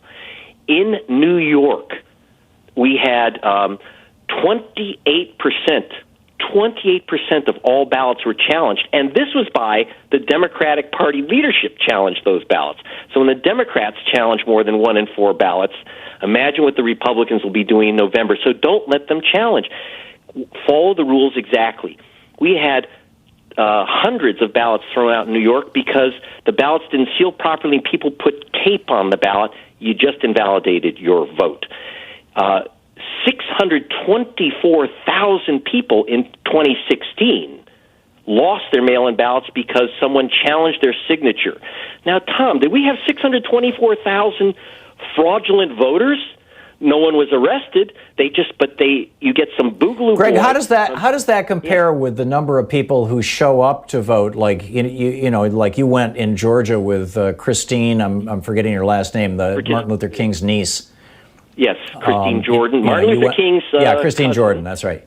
Yeah, 92 years old, voting at the voting at the same voting station 50 years, and they threw her out. They said you can't vote here anymore. Right, so is the number of people who get provisional ballots or are purged from the list or try to physically vote in person roughly parallel to the number of people who don't successfully vote by mail? According to MIT... Where is voter suppression worse? Definitely by mail. 4%. We lose about 4% of our voters in precinct voting, according to MIT, and 22% in mail-in voting by the same study. And as MIT said, if we lost 22% of in-precinct votes, there'd be riots. So we now have to take care of our vote because we have to send it in. By the way, avoid the post office. In most cases, you can pick up, if you don't get your ballot right away, go pick it up from your county board of elections. Every county will give you your ballot from the clerk's office. Second, if you can do it, put it in a drop box. Put your ballot in a drop box or take it to an early voting station and hand it in, or take it to your county clerk and get your signature validated on the spot. I'm sorry if it sounds complicated to vote this year, but it is. If you want your vote to count, take these simple steps. It's not easy, but I'm not asking you to be like John Lewis and get beat up on a bridge near, go into a coma to vote. I'm just asking you to go to the county clerk's office and pick up the ballot, fill it out, hand it right back in, get your signature verified. That is absolutely the safest way to operate. Yeah, there was a meme shared on one of the message boards a week or so ago by some guy in his 60s or 70s, and he said, I'm in that age or whatever, where I'm at high risk for coronavirus, but my father volunteered to go to Europe and fight the Nazis at the risk of, and not just the risk, he literally had people shooting at him. Nobody's going to be shooting at me, at least so far, if I go and try and vote. I am willing to risk a virus, to fight for democracy. And that, people blogging about how they'll crawl across ground glass to vote, in this election to get Donald Trump and the GOP that supports him out of office. Please don't. But let me make a suggestion. Go for it. Don't crawl over glass. Don't endanger yourself or your family. Stop thinking about Election Day. In America, we have election month. Most states, 2 to 4 weeks in advance, you can vote early. Go in, get your mail-in ballot, and take it into the early voting station. And in lots of cities and in lots of states, you can have legal ballot harvesting. Organizations like League of Women Voters and others are authorized to collect your ballot and take it to the county clerk's office, so you try to go around the post office if you possibly can. Drop boxes, early voting stations, the county clerk's office, that's where you get your ballot, and that's where you drop it off. Try to avoid the post office because it's one more place. It's not the only place where you're in trouble, but the big one is once those votes get counted. And by the way, I'm sure that Trump's lawyers watched the Democrats challenge 1 in 4 ballots. This is after Andrew Cuomo says voting by mail is safe. Once he got your ballot, the party regulars started challenging those same ballots. So we have to be careful. Unfortunately, both parties are in the challenge game, but you're going to see Trump with his army of 50,000 challenge your vote. So what I would like people to do is volunteer to be at the opening of the ballots to make sure no one challenges votes by the millions. And you do that by... Very quickly. You have to volunteer. You sign up. In most states, you're going to have to get a poll watcher certificate, but stay for the count of the vote. It's after the polls close that you have to worry. There you go. Greg Palast, gregpalast.com. And hang on just a second, Greg. This is the Thom Hartmann Program. And his new book, which you're going to want to read, is How Trump Stole 2020, The Hunt for America's Vanished Voters. Greg, thank you. You're the best. You too.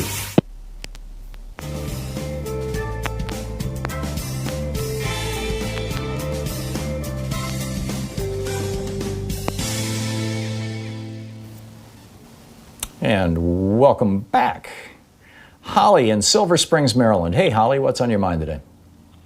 Oh, well, thanks for Greg Palast. Last election cycle, I was trying to bring people's awareness up, what he was talking about purging of the rolls. And people weren't listening. That's one good thing. The only good thing that Trump has done is raised our awareness, man. Awareness is raised. But my point was, you were talking about, David Frum and George Will and people like Steve Schmidt and everything.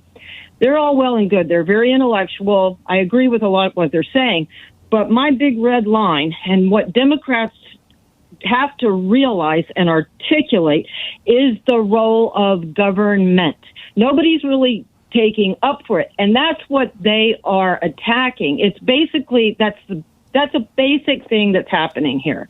They don't believe in government. The Republicans have not believed in government since Reagan, and they have been dismantling it. And that's another fine thing that Trump has done, is really brought, shine the light into the little hole there and expose them for what they're doing. The thing is, we're not good at the messaging. I don't know if you've ever had George Lakoff on your program, but several times. He's very good at the messaging part and how we just cave to whatever they say. We've been put on the defensive.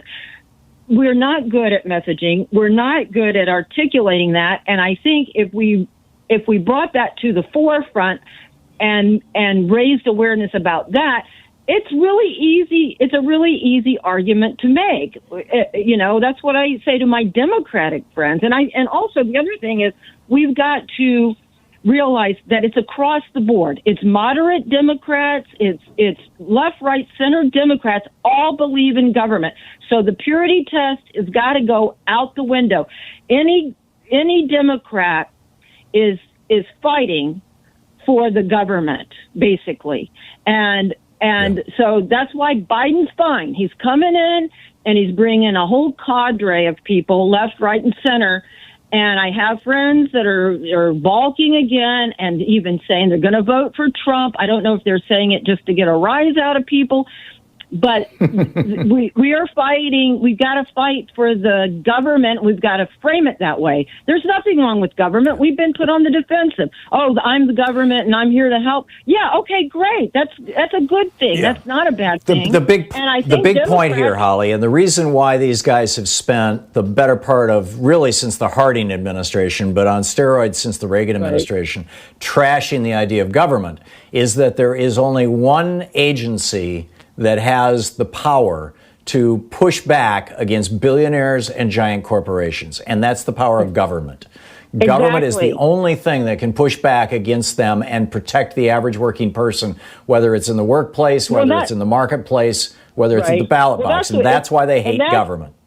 Right, and that's what I tell my friends when they start getting down on government and poo-pooing. Oh well, corporations should get a tax break. I said, they want to privatize everything, and are you gonna have a better case to make against the corporation or your government? You've got a better foothold with your government because you vote. Yeah, you can reelect your government. Yeah, I got it. Holly, thank you for the call. Spot on. It's coming up on 20 minutes past the hour. We'll be right back. Stick around.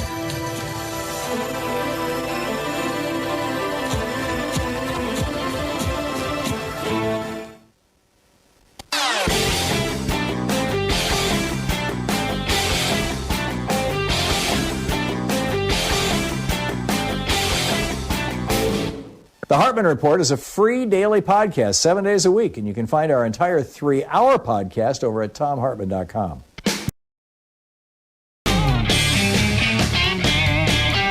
Welcome back. Thom Hartmann here with you. Tony in Santa Fe, New Mexico. Hey, Tony, what's up? Hey, I just like to talk about the presidential election for number one. It doesn't matter who we elect the president. It appears that if you actually believe that, Tony, I have to question your intellect or your sanity. Let me finish now, because the only de facto president we have right now is McConnell. The most important spot and legislative branch that we could have is the Senate. They decide who sits on the Supreme Court. And since McConnell has chosen and the Congress has chosen not to do advise and consent, except by McConnell, not of the Senate. Tony, the Senate has tremendous power, and it's written into the Constitution. But that does not mean that, therefore, the president is irrelevant or it doesn't matter who you elect. It absolutely matters. Well, we have the choice of the greater of two evils. We have a Confederate. No, we don't, Tony. And I'm not buying that crap. I'm sorry. Go sell it someplace else. On the line with us is Christine Pelosi, a member of the DNC and the Electoral College.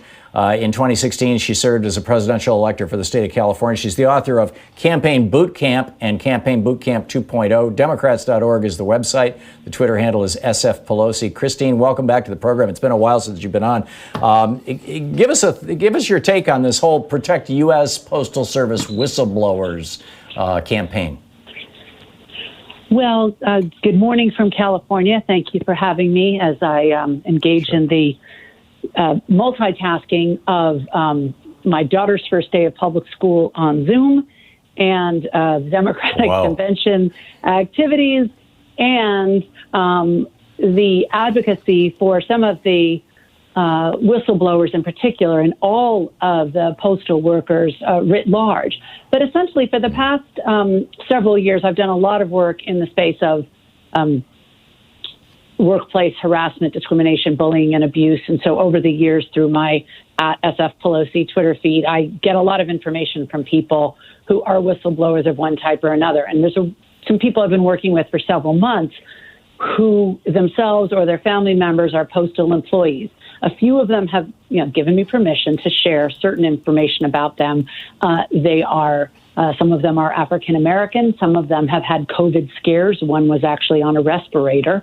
And so when the combination of these cuts came in from the Postmaster General DeJoy, the Trump donor, it's important to notice the two things that austerity does. And Tom, I know you talk about this all the time. It isn't just that seniors and veterans aren't getting life-saving medications on time. That would be bad enough. It's not just that people aren't getting their Social Security debit cards or their unemployment benefit debit cards. It's not enough that the personal harm that's coming to people. That's awful. And that alone would be a reason to stop these cuts. But when you remove a mail sorter from a post office, what you're really doing is making those employees work physically, ergonomically much harder to sort the mail, and it takes longer to do because you're not putting it on shelves. It's like telling your kid, clean your room, and they shove everything in the closet versus putting things on shelves and drawers in an organized way, right? We all can understand that. Mm-hmm. But when that's happening to postal workers, who then others are working full shifts out in the hot sun, again, risking COVID and other diseases, and they're essentially told that their labor doesn't matter, that their grievances don't matter, they're livid. And then when you combine that with limiting the places where people can drop off mail and literally the order that one allowed me to share that they were told to hold back 40 packages at one facility. It's supposed to be mail in, package out on the same day, but this deliberate slowdown with Lord knows what in those packages. Could be life-saving medication, could be something that you ordered, could be Nikki Haley's nephew's popcorn order. We'll never know, but that's got to be delivered. So these whistleblowers need to be protected. According to the Department of Labor statistics, post office employees are always, unfortunately, in the top three of agencies whose whistleblowers receive the most retaliation. So they don't want to get Vindman like the Ukraine whistleblower. They want to make sure that they are protected, and we want to make sure that the systems we built for this moment, labor unions, civil service, and of course, the platforms of public opinion can all be brought to bear to help these workers and obviously help all of us as consumers. Christine Pelosi, back in 2005, the Postal Service rolled out their vision for the next 2 decades, which included buying a fleet of electrified vehicles. They've got the largest private fleet in America, and trucks that were powered by hydrogen. Within months, the fossil fuel industry, interest kicked into action, and in 2006. We got this legislation forcing the post office to set aside $5 billion a year to pay for the retirement benefits, the health retirement benefits, 75 years from now, postal workers. A naked attempt to cripple the post office. Just when the post office was talking about going green, and they had a huge surplus at that time. Do you see any of this being undone? Yes, I do, for two reasons. One, as you mentioned, that happened in the last gasp of the Republican control of the House and Senate in 2006, that they started to make them do what nobody has to do, prepay pensions for 75 years going forward. No other government agency has to do that. In fact, no other business does that. But also keep in mind, this has always been about competition. When I worked on Capitol Hill as the chief of staff to a member of the House Government Reform Committee from 2001 to 2005, everybody wanted a bank. DHL wanted a bank, Walmart wanted a bank, UPS wanted a bank, and we said, well, if anyone's going to get a bank, it should be the Postal Service, right? Yeah. It shouldn't be these private companies, but what they want to do is drive the Postal Service out of business so it can be privatized and taken over by people who have profits over people, and who, by the way, the first thing they would do when they took over the post office would be to eliminate that requirement that they prepay pensions 75 years in advance. We both know that. I've got it. Hang on just a second. Program. Call 202-808-9925. Christine Pelosi, the author of Campaign Boot Camp, Democrats.org. Christine, thanks so much for dropping by today. Always a pleasure. Thank you. Thanks. And you can tweet her at SF Pelosi.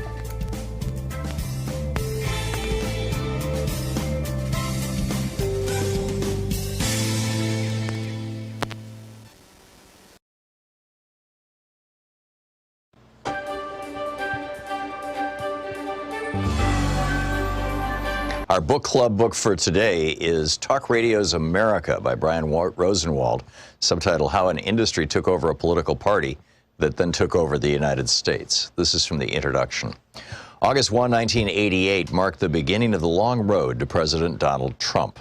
But even political junkies took little notice of the fateful events that unfolded that day as a failed disc jockey and former Kansas City Royals executive named Rush Hudson Limbaugh III made his national radio debut. Only a small audience tuned in.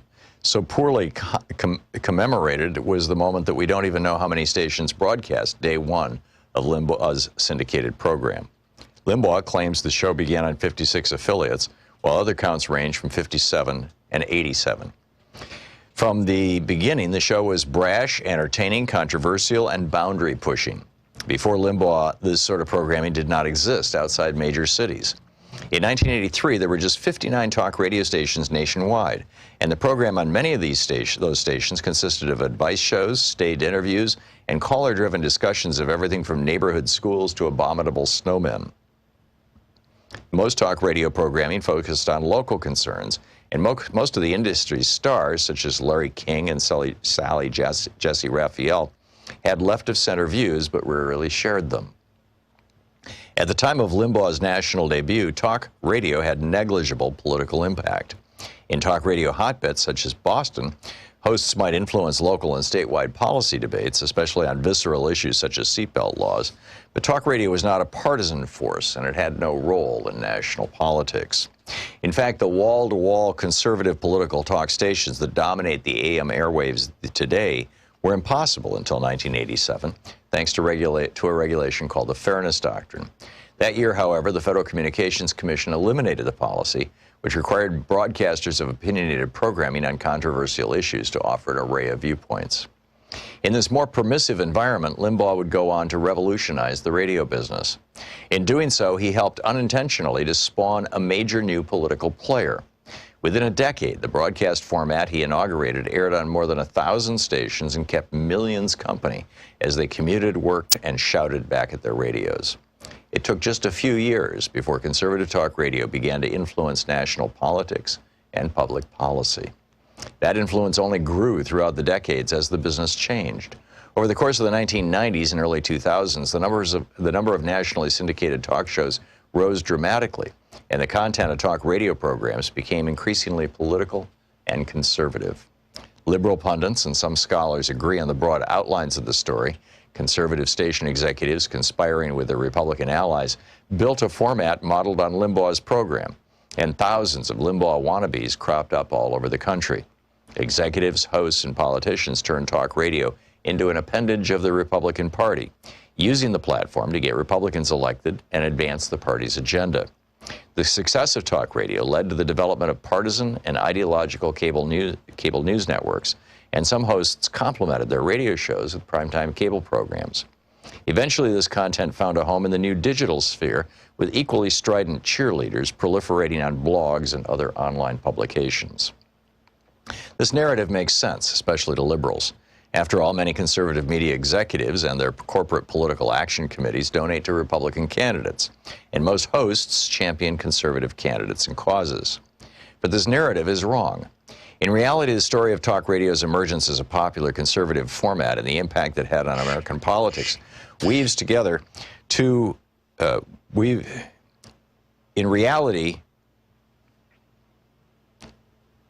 this narrative is wrong. In reality, the story of talk radio's emergence as a popular conservative format and the impact it had on American politics weaves together two distinct, complex tales.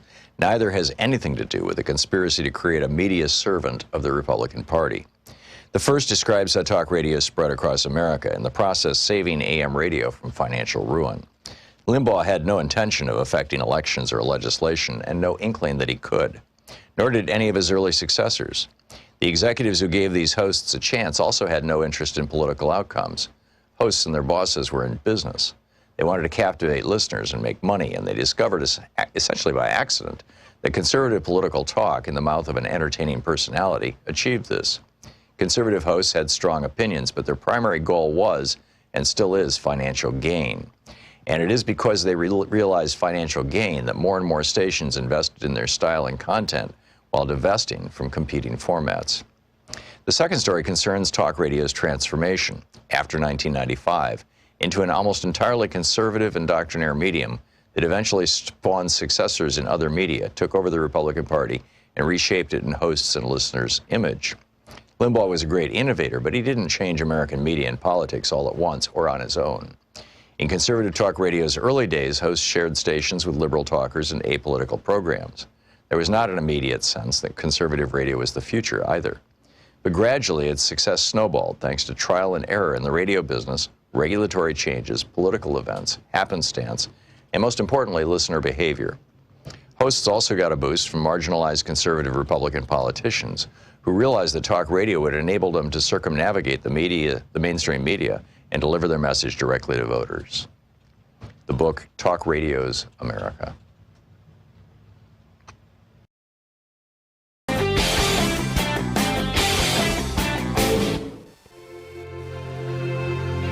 Coming up on the Science Revolution, Noah Greenwald from the Center for Biological Diversity is here on Trump's latest actions to weaken the Endangered Species Act. You know, as we destroy the wild, we destroy ourselves. Dr. Justin A. Frank, MD, drops by and says it is terrifying to have a president who is psychotic and explains why Trump hates anyone who is loved. Former Assistant Secretary for Health under Obama, Dr. Howard Koh, tells us how Biden will handle this pandemic we're in. And lastly, in Geeky Science, we find out how our bones are made of stars. The Science Revolution, wherever fine podcasts are available.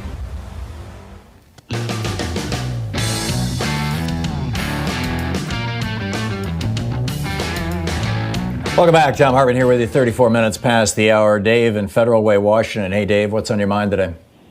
Hey, not too much, Tom. I wanted to answer your question if, the general populace will ever, be aware of the Republican scam. The short answer is no, I don't think so, because I'll tell you why. You have to think of it in terms of evolution, and I can give you an example from nature, and then I can give you a real-world current example. All right, an example from nature would be like cetaceans, whales, right? They have their own. They evolved in an ecosystem that was different. All right, and, the last common ancestor of all cetaceans was a Pakicetus. We believe it was a Pakicetus, which was like a dog, which was like a canine, a pack animal. All right, that lived on land. Then it evolved to live in the water, and then if you think about it, all right, you mentioned Ronald Reagan a lot. Reagan is kind of the father of the modern conservative thought. But Reagan and Nixon are different than Trump. Trump is they're more like narwhals. They're whales that stay in their own little sub-habitat. Like a narwhal cannot go out of the Arctic, right? Trump, on the other hand, wants to be an alpha predator of all the whales. He wants to go out into the deep water. He wants to be involved with international oligarchs. All right, and all these oligarchs, the Republican Party is like an essential organ of these oligarchs. These oligarchs are like whales. They evolved in a different ecosystem. And case in point, if you look recently, like what's going on in Belarus, Alexander Lukashenko, he wants help from Vladimir Putin, all right? But he's not getting it because Russia has changed. They changed after their interference in the last election. They are now going to the militaries of these dictators or these autocrats. They're influencing the military. They did it in Sudan, and they're going to do it in Belarus. Right now, the media, and they're doing it in the United States. What does that mean, Dave, going to the military? What are you talking about? Okay, do you mean they're getting the military to support Lukashenko and trash the people, or they're going to get the military to overthrow Lukashenko and replace him with somebody who's, still friendly to Russia, but less, volatile electorally? Here's what the Kremlin and Beijing have figured out. The last autocrat they directly helped was Trump. In Sudan, they went to the military. All right, what they did is they got they influenced generals in Sudan to basically maintain order, social order. Donald Trump's law and order. Order is the word that worries me the most. All right, and here's what I'm saying. Lukashenko himself is irrelevant, but he knows. He told Putin that NATO is encroaching on Belarus. All right, he's trying to tempt. He's trying to get NATO. He's trying to right. He's been saying that NATO is moving forces onto his border, out of Estonia, Latvia, and Lithuania. And Poland. I get that. Yes. And what they're doing in America is they're likely, and they know which generals are politically correct. I mean, from their point of view, they know which corruptible. Anthony Tata. They did a very unorthodox. The bottom line is Trump was not going to let him dismiss him as the Undersecretary of Defense for Policy in the Pentagon. That's a very important job. That's what the neocon, the neocon that worked with George Bush. His name escapes me right now, but you know who I'm talking about. That is a very important job. And they were not, because Tata is, he said that Obama's a secret Muslim. He believes the Black Lives Matter movements. This is the guy who just failed in getting Senate confirmation. Is that what you're talking about? Yes. So what they did is they made him the assistant to the Undersecretary. So in other words, right, and a position that doesn't require Senate confirmation. So Dave, I got to move along here. You want to summarize your point, please? Yeah, my point is, like I said, the Republican Party is an absolute essential organ to oligarchs. They're an absolute. Right. Well, they have been all along. I mean, they have been since the 1920s. Warren Harding was pretty upfront about it, and Reagan, if you look at his actions rather than his words, he was quite upfront about it too. But I get what you're saying, and I absolutely agree with it. Thank you very much for the call, Paul in Woodinville, Washington. Hey, Paul, what's up? Yes, Tom, my theme today is for those who would reduce the broth to stone soup, they should have no voice on this program. And what I'm referring to is a previous caller that you found out pretty early on that the broth was stone soup. And that is this idea that, it doesn't really matter who the president is. It's the lesser of two evils. Both parties do it. You know this crap. An article I saw this weekend was, we know as a conservative, we know that Trump's no good, but we just can't say what Joe Biden's cognitive capacities might be. And therefore, this caller says the only thing that matters is who is the Senate Majority Leader. See, that's reducing the broth to stone soup. No, it matters who the president is. It matters who the Senate Majority Leader is. It matters who the Speaker of the House is. And it matters who sits on the Supreme Court. They all matter. We're not reducing the broth to stone soup. Yep. Yeah, I'm with you, Paul. Absolutely with you. And expect to hear over the next few months now, expect to hear a lot of first-time callers calling into this show and saying whatever they have to say to Joyce to get on the air, and then coming out and saying, they're essentially, what you just quoted our earlier caller as saying. And these are trolls. These are Republican trolls, or these are people who are dancing to the tune of a foreign power.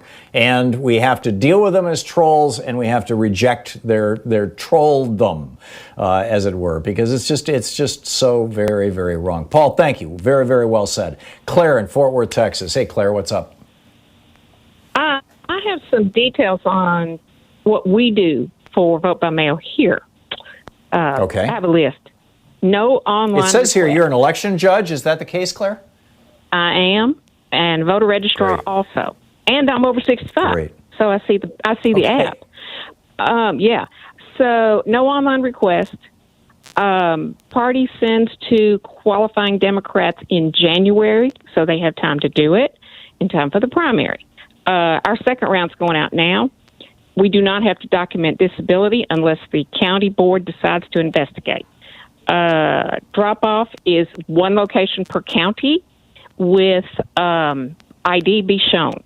That's going to be tough in Dallas and Houston, isn't it? Well, probably, except it used to be only on Election Day, but the governor extended it to the entire early voting, when he gave us an extra week of early voting. So we have 3 weeks of early voting.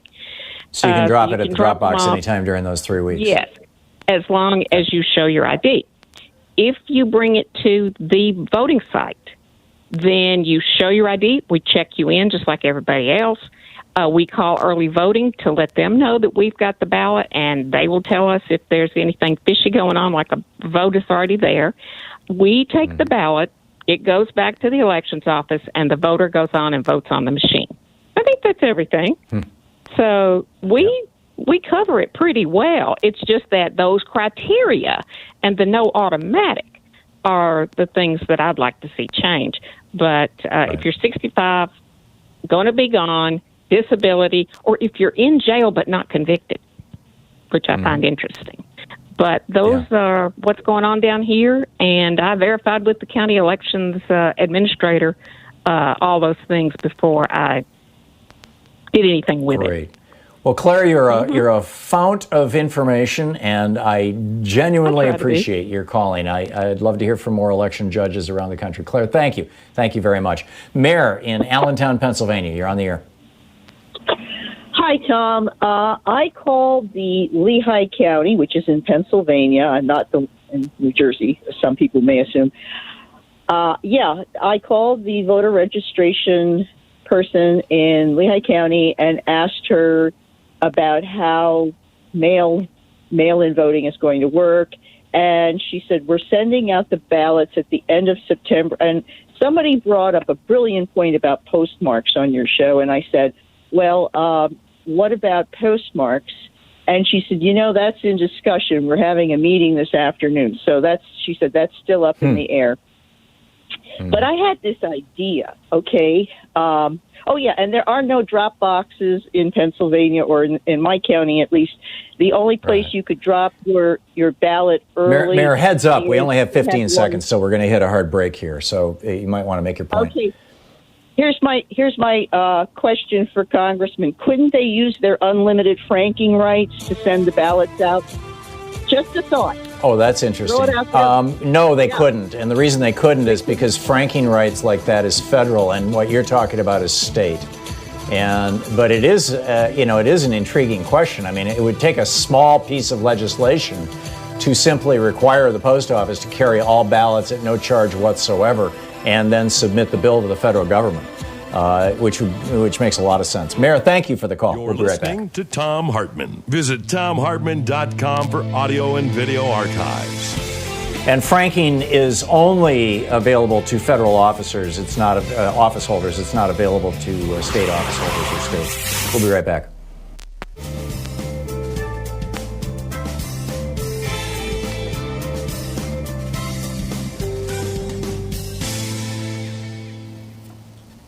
And welcome back.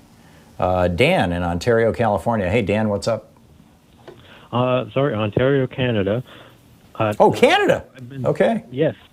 I've been dying to get your thoughts on something here about this mail-in voting and whether or not it's causality or what. Maybe you can tell me. I saw that on a Fox News poll that only 22% of Republicans actually thought they were going to use the mail-in voting. And so that sort of tells Trump that, okay, if he pursues this strategy of sabotaging mail-in voting, that's his best chance of winning.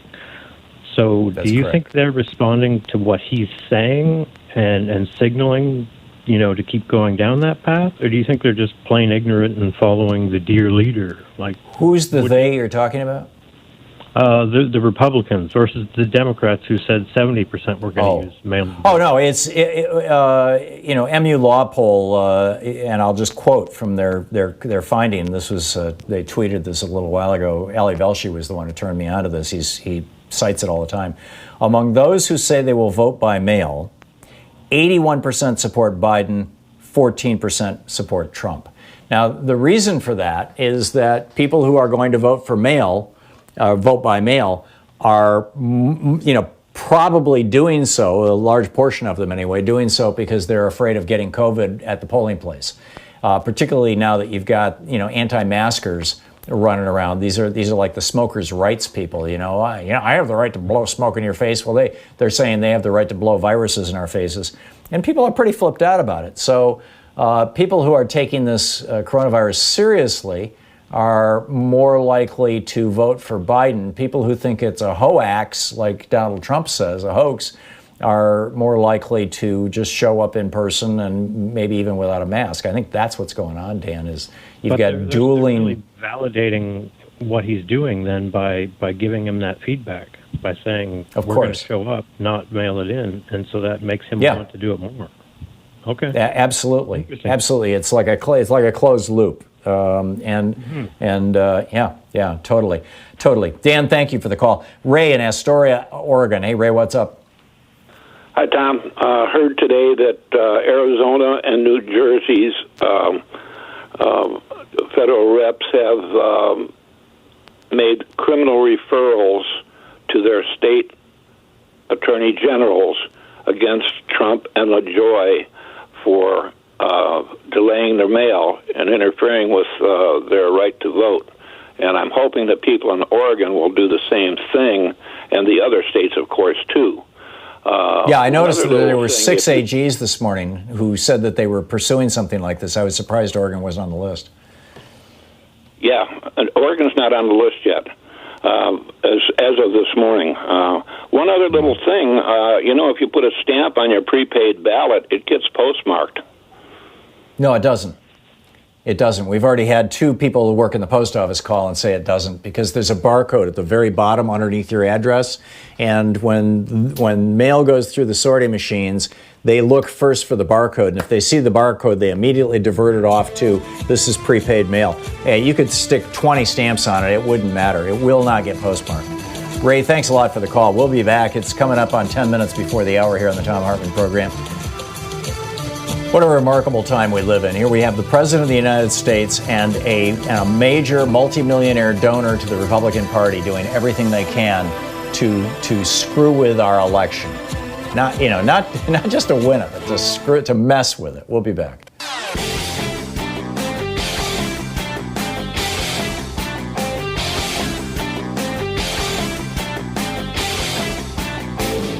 The hidden history of guns and the Second Amendment tells how the Second Amendment was written to protect Georgia's slave patrols.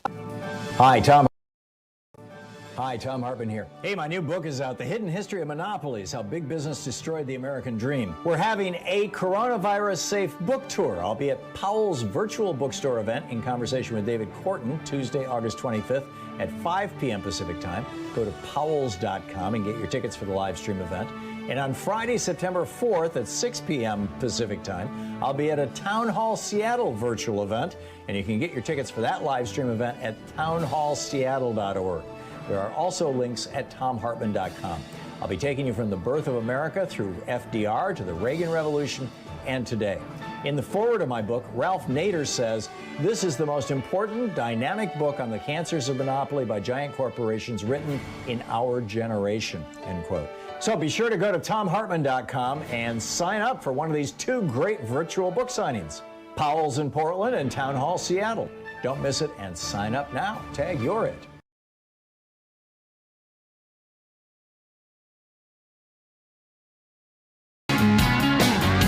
Welcome back.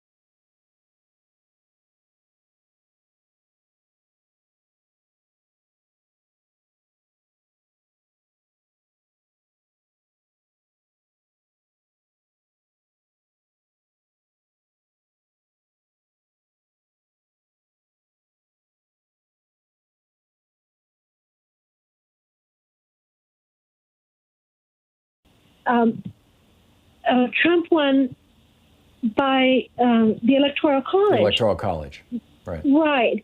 So one of those votes was mine, I believe. So why even vote if he's going to win by the Electoral College? And who are these people? How can they... The electors in the Electoral College are nominated and typically put into place by, I believe, by the political parties. It might be by the... I'd have to go back and look at that, Carol. But basically, particularly given the Supreme Court ruling a couple of months ago, basically the electors are simply voting what the state voted.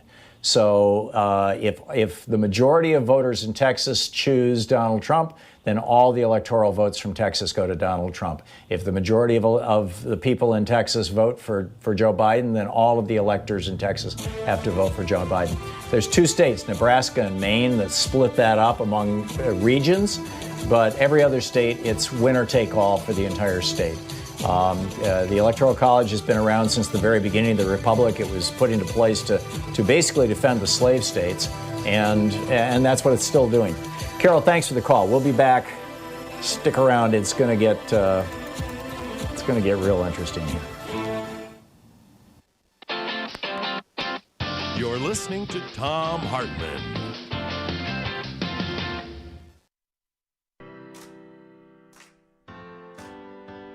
These companies support the Thom Hartmann Program. They are Raycon Earbuds. Stay at home with better sound. More info at buyraycon.com/Tom.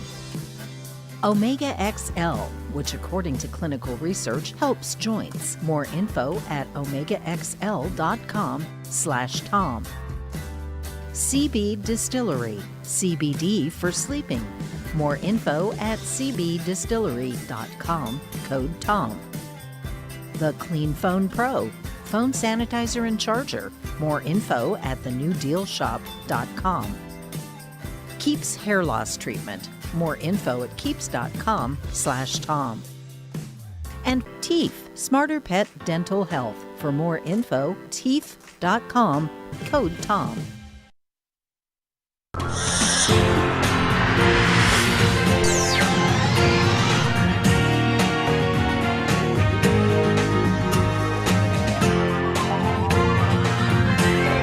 We say fight back!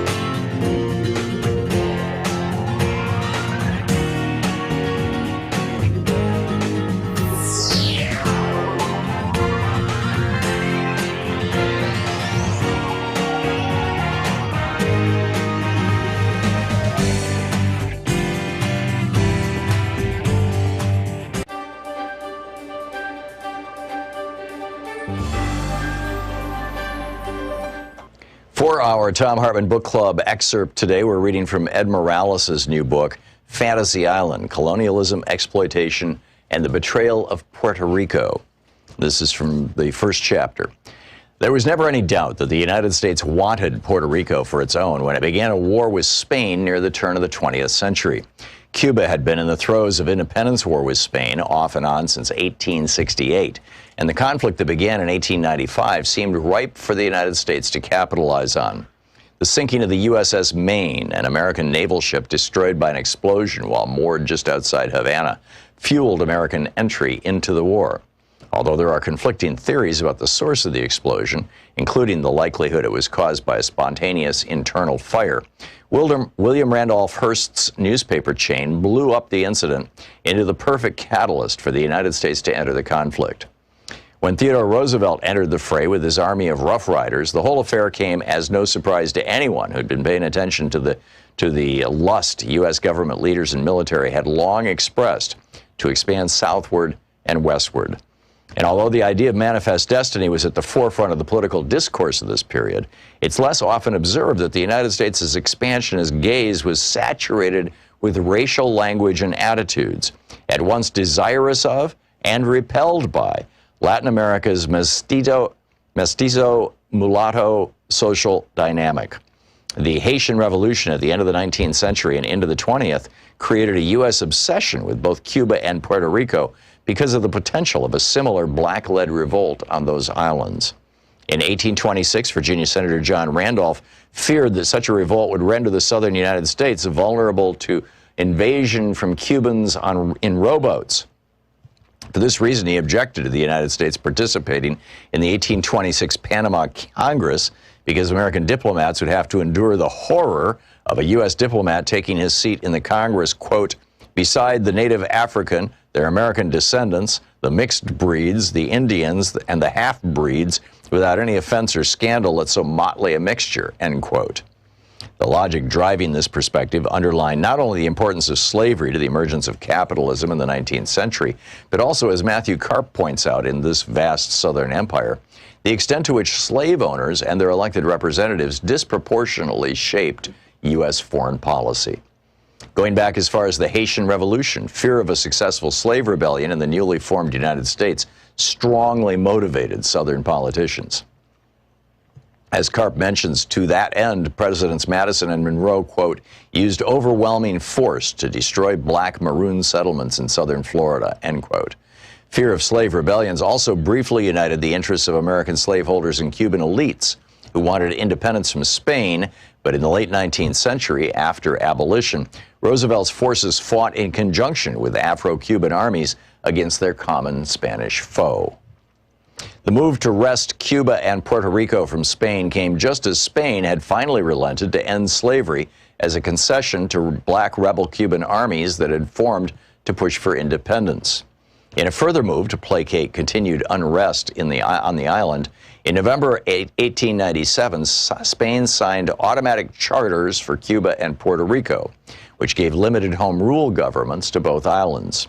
Puerto Rico would gain full representation in the Cortes, the Spanish parliament, and could veto Spanish commercial treaties unfavorable to them while also retaining the rights to set tariffs on imports and exports. In this way, Puerto Ricans were granted a kind of citizenship that allowed self-government, grafted on what was left of their Spanish subjecthood. Yet on July 25, 1898, 8 days after the first meeting of the newly formed Puerto Rican Parliament, U.S. troops arrived in the southern port of Guanica and replaced the Spanish flag with the stars and stripes. This date would be remembered over 50 years later when the United States finally followed through on a project to allow Puerto Ricans to have limited autonomy and self-government. But at the time, it was both the end of Teddy Roosevelt's splendid little war and the beginning of the current quandary over what exactly Puerto Rico's new colonial master would do with the island.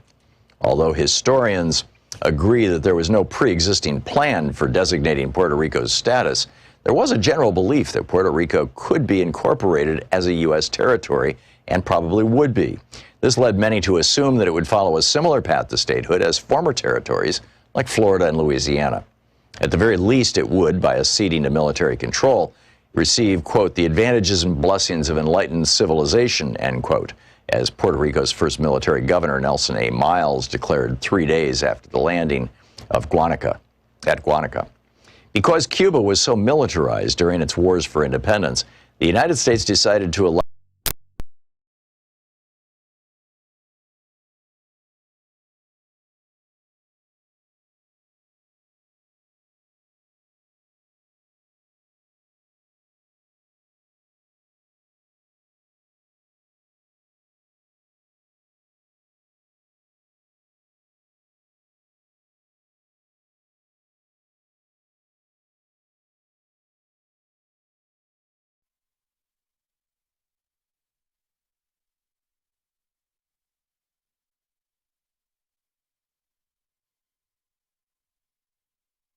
dropping property requirements from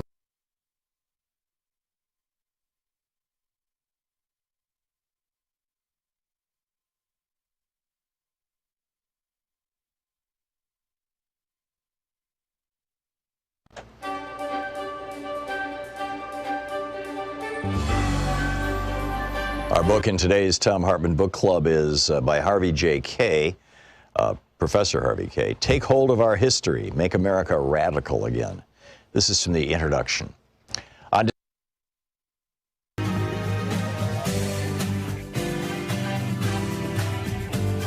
Welcome back. Thom Hartmann here with you. You know, one of the Donald Trump came out and announced that the U.S. and the United Arab Emirates have come to a peace deal. He's, clearly trying to get the Nobel Prize that Jimmy Carter got around this. But it seems kind of skeezy. There's some weird stuff going on here. And when it comes to issues around the Middle East, my go-to source is the author of Kingdom of the Unjust, behind the U.S.-Saudi connection, Medea Benjamin. She's also the co-founder of Code Pink and Global Exchange, codepink.org, globalexchange.org, and can be tweeted at Medea Benjamin. And Medea is, sure enough, on the line with us right now. Medea, welcome back to the program. Tell us what this so-called peace deal is. Well, it's not going to bring peace to the Palestinians, that's for sure. It is a boost for Trump in that, and let's recognize that this peace deal was announced here in the United States in Washington, D.C., not in the Middle East. And it's a boost for Netanyahu and also for the head of the United Arab Emirates. It's a formal recognition that Israel and the Emirates have already had a relationship for quite a while, but it goes against the whole idea that the Arab states were not going to recognize Israel until Israel gave equality to the Palestinians. So the ones that are really the worst off in this are the Palestinians. So I recall when Trump first announced this, and Jared Kushner is out now saying, Saudi Arabia is next. I remember when that first happened thinking, basically you've got two right-wing governments cooking up a deal. That doesn't seem so weird. But B, I read some news reports that the leader of the United Arab Emirates, the UAE, was Sheikh Mohammed. I don't recall his name, but basically Mohammed that he or somebody. Yes. Thank you, Mohammed bin Zayed. Came out and said, no, this is not a formal peace deal. This is not normalized relations. This is simply, we're simply agreeing to talk, basically, which they've been doing all along. That really this was not. There was no there there. Was that an overstatement or a misstatement? Well, there is a there in terms of trade agreements, and the Emirates want to buy more and more sophisticated weapons from the United States and from Israel. So this helps in that regard. They've been using those weapons in the war in Yemen, and they've been using those weapons in Libya as well to support the Haftar rebellion that is against the group that has been recognized by the United Nations. And they also keep a lid on their own people. It's interesting that they've made it basically illegal for their own people to come out against this agreement.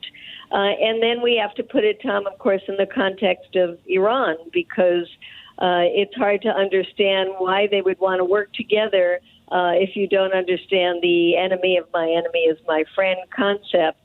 And that is one of the driving forces of this agreement. You and I had this conversation, it seems like it was a year ago, about how the Middle East is basically split into, setting aside Israel, the Arab Middle East, or the Muslim Middle East, to include Iran, is split into Sunni and Shiite factions. And if you don't get that, then, a lot of other things just don't make sense. And when you do get that, everything falls into place, whether it's Iraq or Syria or Afghanistan or whatever it may be. Can you recap that real quickly and tell us how that split in Islam, now played out politically across the region, is being played essentially by Netanyahu? It seems to me like he's aligning himself with the Sunnis, is the bottom line here. He's aligning himself with the Sunnis, and Iran is the Shia country. But I think it's dangerous to speak just in those terms, Tom, because there are a lot of nuances to all of that. You have Qatar, which is a Sunni Gulf state, which is now an enemy of the Sunni Saudis and of the Emirates as well. So there's a number of other things in play. You get Bahrain, which is a Sunni-controlled country that has majority Shia, and they are seen as the ones who are most likely to sign on with Israel next. I would put it more in terms of these Arab countries that are kingdoms, that are dictatorships, that want to keep their own people down. If you look at Bahrain, for example, they need U.S. weapons to repress their own people who have tried to rise up unsuccessfully. So, yes, there is the Sunni-Shia split involved, but there's also interests of right-wing repressive governments that want to keep a lid on power and are looking out for their own interests. Back in the early years of the Obama administration, and I'm sure you know the year. I'm sorry, I don't off the top of my head, but we had the so-called Arab Spring, that started with this street vendor setting himself afire in Tunisia, and it spread across the region and toppled the government in Egypt, et cetera, et cetera. There was a lot of hope that that was a democracy movement, small d democracy movement, and that democracy could be flowering in the Middle East. What has happened to that? Yes, it goes back to 2011, and it was a very exciting time. Tunisia is probably the only successful example of having overthrown a dictatorship and having a democratic government in place now. But for the rest of the Arab world, they were either unsuccessful, crushed, like in the case of Bahrain, by Saudi tanks provided by the United States, or in the case of Egypt, where there was a coup that overthrew the democratically elected government of the Muslim Brotherhood that many Western countries did not want to deal with. And it shows the hypocrisy of wanting democracy only if the people you want are elected in that democracy. So it has led to a lot of bloodshed without a lot of positive results. But it does show that there is a movement of people power, like you saw in Lebanon even before this blast happened, that there are people all over the Middle East who are yearning for more representative governments, and their efforts will ebb and flow as time allows. And I think we will see, in the case of Lebanon, perhaps some real change coming now, because people are so angry with a government that continues to fail to provide for people's needs. But that is the same in so much of the Arab countries. So we haven't seen the end of democratic uprisings. Yeah. We just have 25 seconds, Medea. To what extent is all this being fueled by oil wealth versus other considerations?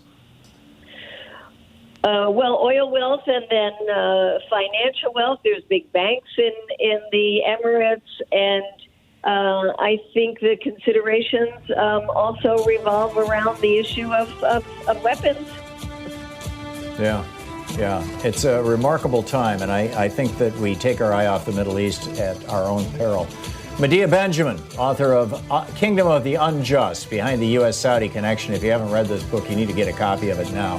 CodePink.org, globalexchange.org. Medea, thanks so much for dropping by. Thanks for having me on, Tom. My pleasure, always. Great talking to you. We'll be right back. This is the Thom Hartmann Program. 15 minutes past the hour, more of the news of the day and your calls right after this.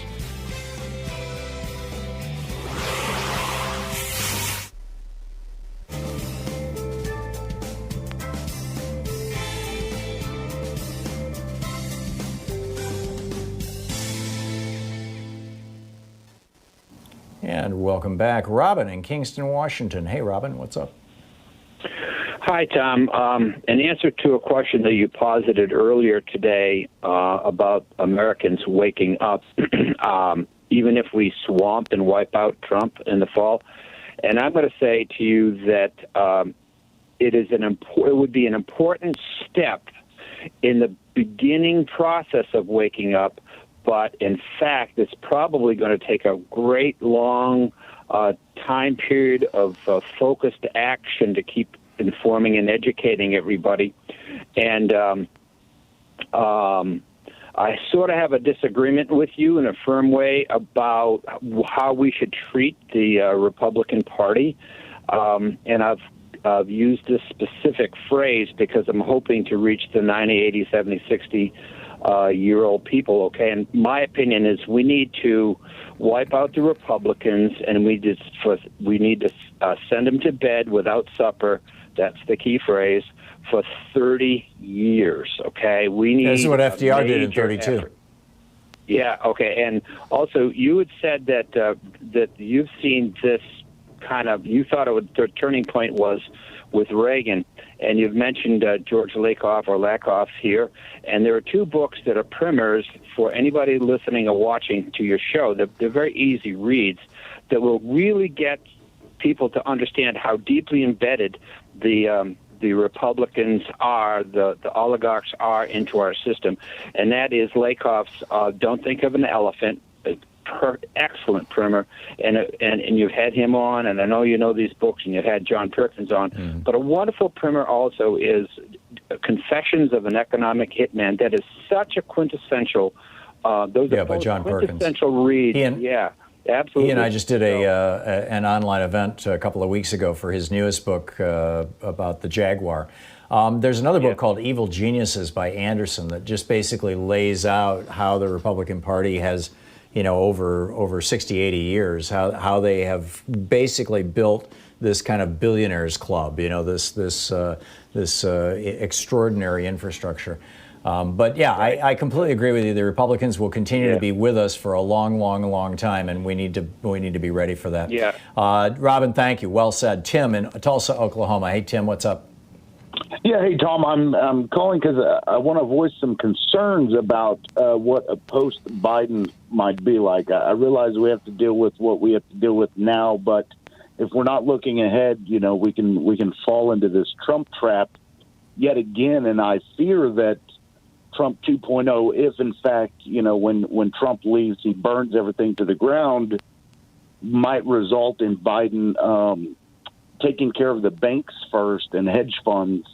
And if that happens, we're going to see further disenfranchisement of voters, and we may end up with Trump 2.0, who is not overtly racist and not just blatantly, hateful of people, and more successful in taking over the country.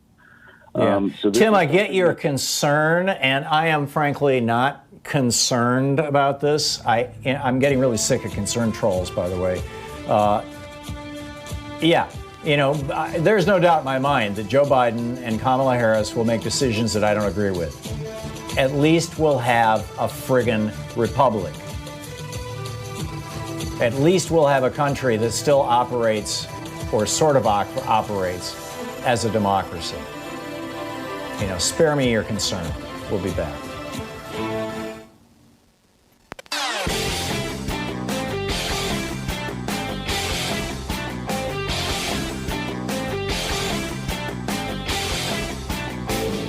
Daily rants and weekly op-eds at HartmannReport.com. It's free and there's no ads. HartmannReport.com.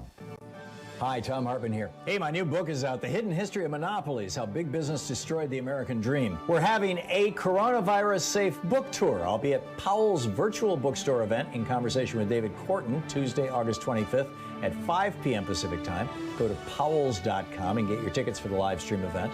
And on Friday, September 4th at 6 p.m. Pacific time, I'll be at a Town Hall Seattle virtual event, and you can get your tickets for that live stream event at townhallseattle.org. There are also links at thomhartmann.com.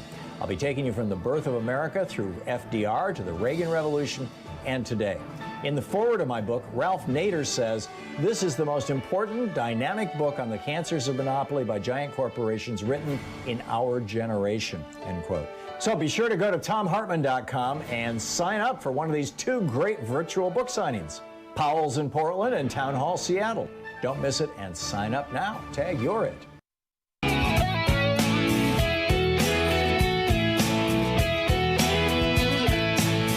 Oh, welcome back. Wayne in Houston, Texas. Hey, Wayne, what's on your mind today? Hey, Tom, I'm calling about the post office pensions that you've mentioned over the last 2 years. Yeah, they're not actually pensions. It was to pay for health care benefits for postal workers. And so this assumes that 75 years from now, the United States won't have a single-payer health care system, too. Okay, so do you have any idea how much money that is right now? How much is reserved for employees? Well, it was supposed to be $5 billion a year for a decade, which would be $50 billion. Congress allowed the post. There were a few years when the post office couldn't come up with that $5 billion, and so they let them put in $1.5 billion one year, $2.5 billion another year. So I don't know what the total is right now in that fund. It's very opaque. I have not seen a report on this from the Postal Board of Governors. I have a feeling this is something they're keeping very close to their vest, because when the post office gets privatized, that pile of money is going to go to whoever buys it. That's what my and they're salivating over it. It's probably yeah. I'm guessing it's 30 or 40 billion dollars. That money, and so to any employee, there wouldn't be a public outcry that money's gone, it's supposed to go to the employees because they weren't an employee assigned to it. That's right. And in fact, when the Republicans set this up in 2006 and passed it through the Congress and George Bush enthusiastically signed it, they did not set it up as a pension. They did not set it up with any of the protections, the federal protections that a pension has. They didn't even technically set it up as health care. There's none of the protections that you would have, for an employment benefit. In fact, the people who will receive this benefit are not born yet. Right? I mean, it's literally 75 years from now, the first postal employees will be eligible for it, which, means that they would be, these would be postal retirees. It's just mind-boggling, Wayne. It's just mind-boggling. But yeah, I'm convinced that this $30-40 billion pile of money is one of the assets of the post office. And if you buy the post office, you're buying its assets. And probably one of the reasons that we don't know more about it is that it's being kept off the books. Because frankly, I think that's just part of their scheme. Wayne, thanks for the call. Kathy in Salisbury, Maryland. Hey, Kathy, what's up? Hi, Cassie. Hi, Tom. It's my first time calling. Hey, Kathy. I have in front of me a paper certificate of mailing from the post office. It's called a Certificate of Mailing, United States Postal Service, and they postmark it. It's form number 3817. I have been using these. They cost about $1.50. And when you mail something at the post office, it says to and from, and it has a postmark from the post office. There's a postmark stamp on it with a date on it. If we went into the post office and mailed our ballots in the post office, we would have a little paper receipt. Right. The problem, Kathy, is that I don't believe that there is any state in the union that would accept that receipt as an excuse for your ballot arriving late. Even though it's postmarked with a date on it. That's correct. That's what they stamped. There's only a couple. Pennsylvania just extended their, although it's being challenged by the Republicans in federal court, they extended their deadline for 3 days. But, that doesn't have a postmark provision in it. And the reason why, of course, is the only way to get a postmark is to do what you're describing, which, if Americans en masse tried doing, it would clog up the post offices. And it's just not going to happen. But, Kathy, you're spot on. I mean, very, very smart of you to be doing this. And couldn't you, though, call the post wherever the ballots go, and you wanted to be sure it was received, and you had this receipt? Couldn't you call and be sure it was receipt? They had it and it was counted? No, they're not going to take your phone call or talk to you. In most states, you can check online. The Secretary of State's office has an online page that will show if you're registered to vote and if your ballot was received and your vote was counted. And I don't know the situation with Maryland. I'm guessing that that's probably the case. The states that tend not to have such things are red states. Because Republicans have been, the only way they hold power is by voter suppression. It's, going all the way back to Reconstruction. But that's all we can do. Kathy, thank you for the call. Keep thinking. Great. I love the way you think. David in Spotswood, New Jersey. Hey, David, we got a minute. What's up? Hey, I just quickly wanted to share. I come into contact with a lot of Republicans, and I've actually started saying that, we need a leader like the father of a family who's an authoritarian that everyone depends on, which isn't true. Every time they agree with it, every time. Yeah. I think we've got a serious problem in the United States. We've got an authoritarian culture that has to be addressed. I agree. And this is what Nixon was, sucking up to, essentially. John Dean wrote a book about this, Conservatives Without Conscience. He's been on this program many times over the years. And his book was based on another book called The Authoritarians, which I'm pretty sure I've got on my bookcase, apparently not up there. But I have a copy of it here, but I can't remember the title of the author, I'm sorry, or the name of the author. But yes, authoritarianism is a crisis in America right now, David. And that authoritarian impulse to be an authoritarian follower and in meeting an authoritarian leader like Donald Trump or Sean Hannity, that's a very dangerous thing for democracy all around the world, frankly. You're listening to the Thom Hartmann Program. Call 202-808-9925. It's coming up on 28 minutes past the hour. We'll be back with more of the news of the day and your calls right after this.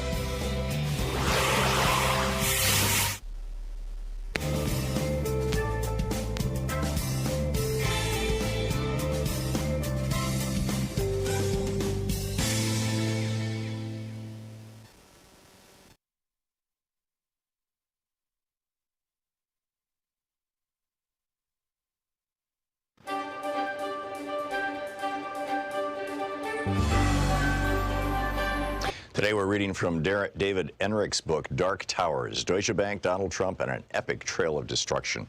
This is from Chapter 10. It's titled The Mar-a-Lago Prize. In 1905, a German immigrant living in the Bronx set up a small barber shop on the ground floor of a newly constructed building at 60 Wall Street, in the heart of Manhattan's booming financial district. In an era before skyscrapers, the 25-story L-shaped tower was a landmark, its gargoyle-guarded roof visible from the nearby waterfront. The barbershop thrived, offering shaves and trims to a procession of bankers, stock exchange traders, lawyers, and office workers. Barber's name was Frederick Trump. The same year that he opened the shop, his wife gave birth to a boy named Fred. Many years passed, and the barbershop closed, and the old 60 Wall Street gave way in 1989 to a new 60 Wall Street, a 47-story tower topped with a distinctive pyramid roof. For a time, it was home to J.P. Morgan and Company. Then the bank left, and in 2005, Deutsche Bank started relocating its American staff, displaced ever since 9/11, to its new home at 60 Wall Street. And so Frederick Trump's grandson, born to Fred's wife in 1946, became an occasional visitor to the site of his grandfather's old barber shop. Deutsche's relationship with Donald Trump had only deepened since Mike Offit left. Justice Justin Kennedy, this is the son of Justice Anthony Kennedy, Justin Kennedy, now a managing director, had become a key point contact for Trump and helped chaperone large real estate deals for him through the bank. Kennedy's role was to find customers to buy portions of loans after Deutsche dispensed the money, a process that allowed Deutsche Bank to make larger loans than it otherwise could have. Kennedy sometimes sat with Trump in his luxury box at the U.S. Open tennis tournament or at Manhattan nightclubs, where Trump would park himself at a table in the corner facing outward, holding court like a mafia don. Now, with Kennedy's encouragement, Deutsche hurried along a Henry Villard-like path. In 2000, the bank had plunked down another $150 million to be used for the renovations of Trump's building at 40 Wall Street. The next year, Deutsche agreed to extend Trump a mortgage worth more than $900 million, at the time the largest ever on a single property, so he could buy the General Motors building on the southeastern corner of New York's Central Park. Trump already owned half of the 50-story building. He wanted the rest. And in 2002, Deutsche agreed to refinance about $70 million that he owed on some of his Atlantic City casinos. Those loans came out of Deutsche's commercial real estate division, which Kennedy was helping to run.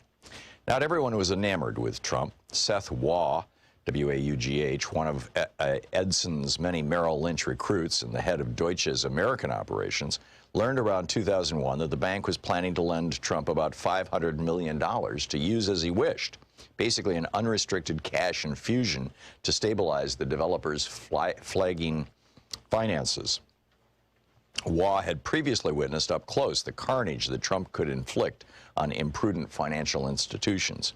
At Merrill, Edison had assigned him the task of mopping up after Trump defaulted on nearly $700 million of bonds that Merrill had helped sell for his Taj Mahal casino in Atlantic City. Waugh was in no hurry to repeat the experience at Deutsche. He voiced strong objections to the proposed new loan to Trump, in which Trump would not have had to put up any hard assets as collateral, and the deal soon died. Yet Deutsche's broader Trump relationship rumbled on. In 2003, another arm of Deutsche, focused on helping companies raise money by selling stocks and bonds to investors, agreed to work with Trump.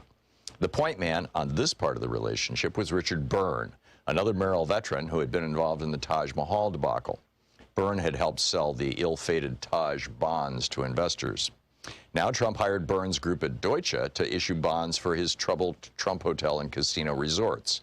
Byrne knew this would be an uphill battle. Not only had Trump defaulted in the past, but he also had recently been taunting investors that he might stop paying back other outstanding bonds. Waugh didn't warn Byrne about the recently rejected $500 million loan, and so Byrne organized a roadshow for Trump to meet with and try to win over big institutional investors. He escorted Trump to meetings all over New York and Boston. At every stop, boardrooms and auditoriums were jammed with traders, fund managers, senior executives, and secretaries curious to see the Donald show, and Trump didn't disappoint. He rocked, he rolled, and he delivered wildly optimistic and inconsistent financial projections. Afterward, Trump called Byrne to ask how much money they'd raised. The answer, alas, was virtually zero. Byrne braced for an explosion as he explained to Trump that though he'd been treated like a celebrity, nobody trusted him with their money. Trump took the rejection in stride. "Let me talk to your salespeople," he requested. Byrne agreed, and Trump came to deliver a pep talk. "Fellas, I know this isn't the easiest thing you've all had to sell," he acknowledged, "but if you get this done, you'll all be my guests at Mar-a-Lago." Trump was always good at pushing an audience's buttons. A weekend with Trump at Mar-a-Lago, bragging rights that not even money could buy, and this new incentive did the trick.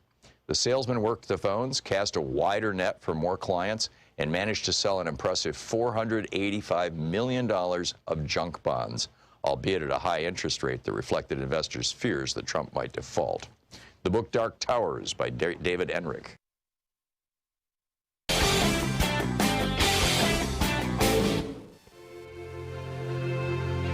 Coming up on the Science Revolution, Noah Greenwald from the Center for Biological Diversity is here on Trump's latest actions to weaken the Endangered Species Act. You know, as we destroy the wild, we destroy ourselves. Dr. Justin A. Frank, MD, drops by and says it is terrifying to have a president who is psychotic and explains why Trump hates anyone who is loved. Former Assistant Secretary for Health under Obama, Dr. Howard Koh, tells us how Biden will handle this pandemic we're in. And lastly, in Geeky Science, we find out how our bones are made of stars. The Science Revolution, wherever fine podcasts are available.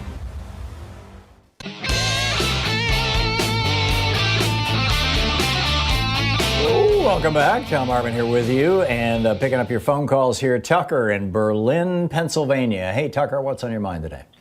Hey, Tom. Pleasure to talk to you. Berwyn.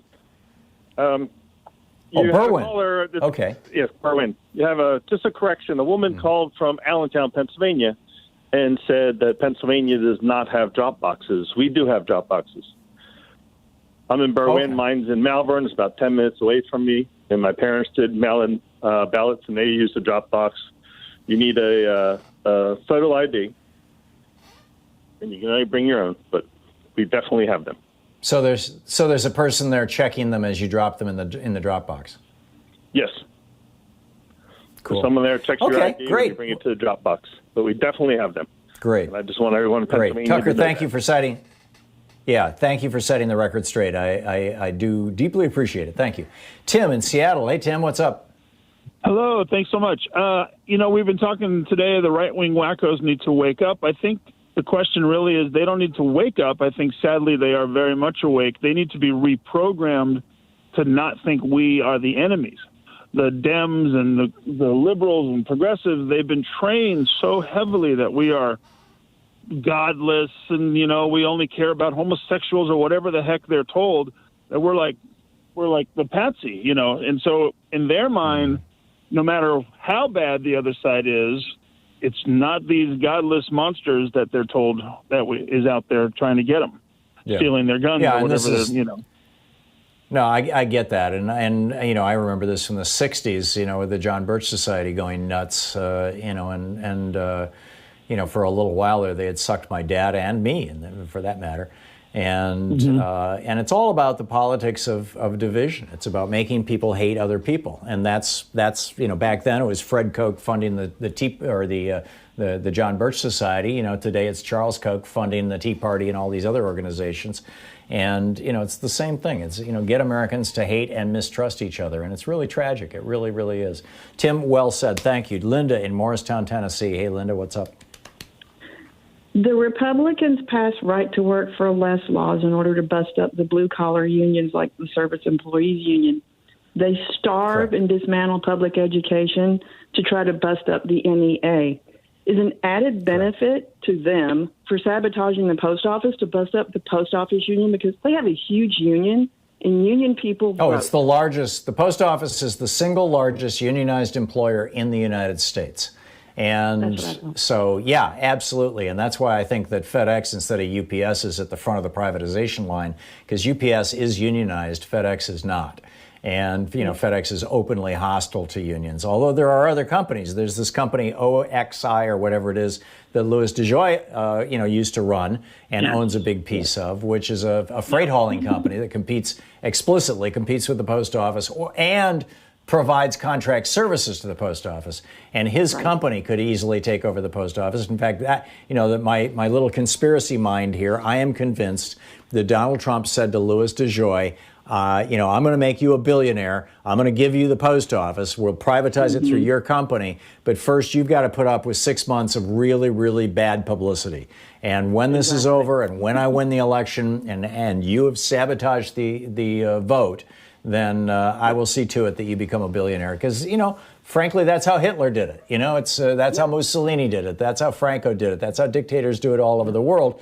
Is they bring in their allies, in quotes, and those allies are you know, coming in for the money. So, yeah, I'm with you, Linda. I'm totally with you. David in Torrance, California. Hey, David, what's up?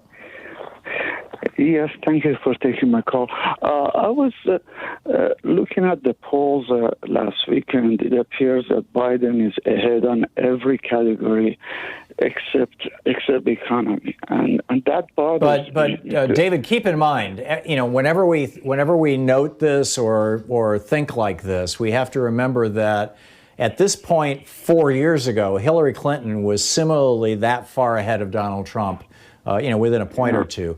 It's not that different from 4 years ago. We can't just, you know, wipe our brow. But back to you, David. I'm sorry.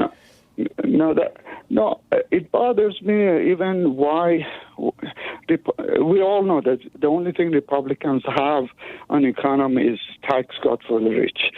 And it bothers me why they should be ahead on economy. I mean, for average, I think this is a little bit of failing on Democratic leaders to use simple analogies when they explain I absolutely what agree. the Republicans do. The Democratic Party has failed at messaging for the better part of 40 years. They should have been absolutely raising hell and talking about class divides and this sort of thing.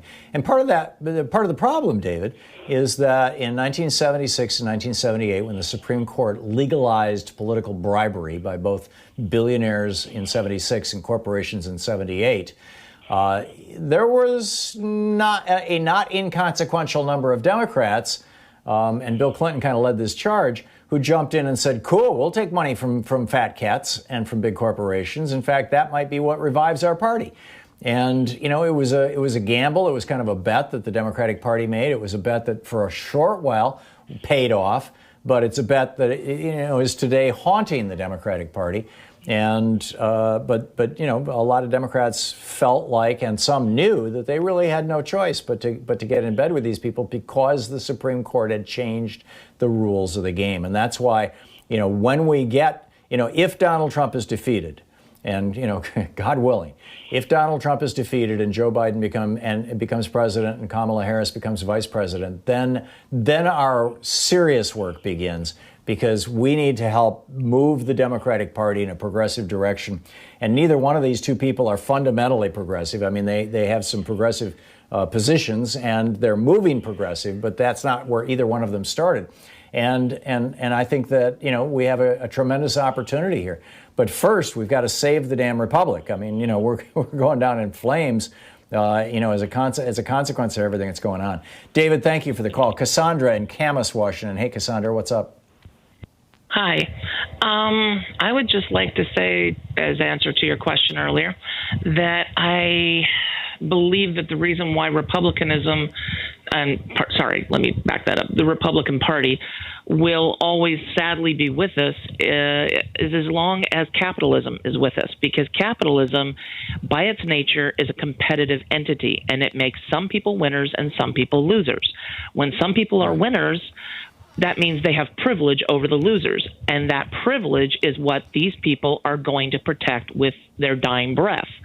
The idea of true equality, of egalitarian society, is alien to capitalism. So as long as capitalism continues and we look at it as a healthy entity, which it is not, we are going to have people who either consciously, subconsciously, in whatever state they happen to be, will continue to want to be Republican and protect their privilege. I'll take I get what you're saying, Cassandra, and I get your critique of capitalism, and I think that Karl Marx's critique is actually correct. That said, Can you identify a single country in the past, say, 200 years since Marx Kapital was published in 1868? Can you identify even one country that has adopted a non-capitalist economic system that has been successful? Sadly, no. And because I think the base root of all of it is, once again, money. And if we take money out of the equation, and how money reflects power, effort, exactly. Yeah, no, I get that. But the critique of capitalism, the alternative to capitalism, Cassandra, if I may, the alternative to capitalism that's usually offered is worker cooperatives, worker-owned businesses, and I'm totally in favor of that. But here's the problem: if you get a half a dozen people together to start a worker-owned business, and the workers are going to own it, they're going to have to kick in their own money to start that business. Somebody has to rent something, or somebody has to build a building or start making things. And that's capital. Worker-owned cooperatives are simply another form of capitalism. Marxism communism actually works in small communities. It works in groups under 200 or 300 people. It's well documented. It works in tribal societies. It worked on Israeli kibbutzes. But once you get a society large enough that people can be anonymous, then you've got to define the rules of the game fairly rigorously. And I would argue that the problem with capitalism isn't capitalism, it's the failure of regulation. Capitalism has the seeds of its own cancer built into it, and we need to provide it with an immune system. What do you say? Well, I understand your argument. I can see the fact that anytime something... Also, okay, there's one, I would respectfully say there's one flaw. We've had capitalism as a human institution for as long as we've had organized social structure, either in feudalistic form or one other. We've never really gone at this in a completely social sense where we take power, whether through religious entities or governmental entities, off the table. Right. Yeah. I think that there are some capitalist countries like Denmark that are moving in that direction. But great conversation, Cassandra. Thank you. Thom Hartmann. Visit ThomHartmann.com for audio and video archives. We'll be back with more of your calls in just a moment. It's 15 minutes before the hour, 45 minutes past. Stick around at the Thom Hartmann Program. Fair and only slightly unbalanced.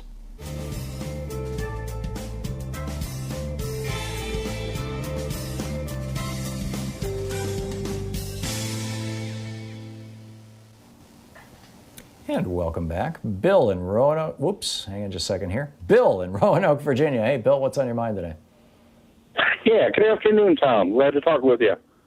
Why the stock market hasn't crashed is the influx of trillions of dollars. Is that not correct? Yeah, the Fed is buying stocks.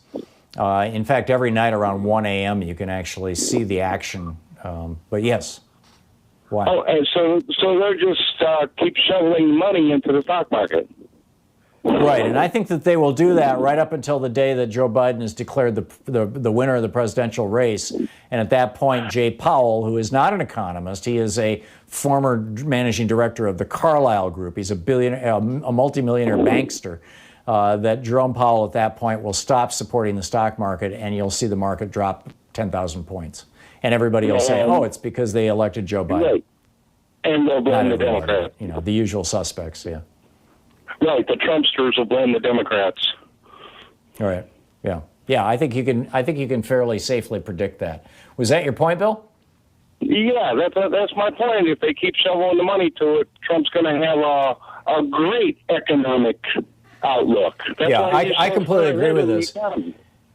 Yeah, and I just wrote an op-ed saying that we need to plan for this. You can find it over at HartmannReport.com. It has the links to, I don't know who picked it up, Salon or Raw Story or Alternet or whatever, but HartmannReport.com, you can find the article. And it's got links to all those articles and sources on the Fed producing $7 trillion out of thin air and using it to buy corporate stocks and bonds.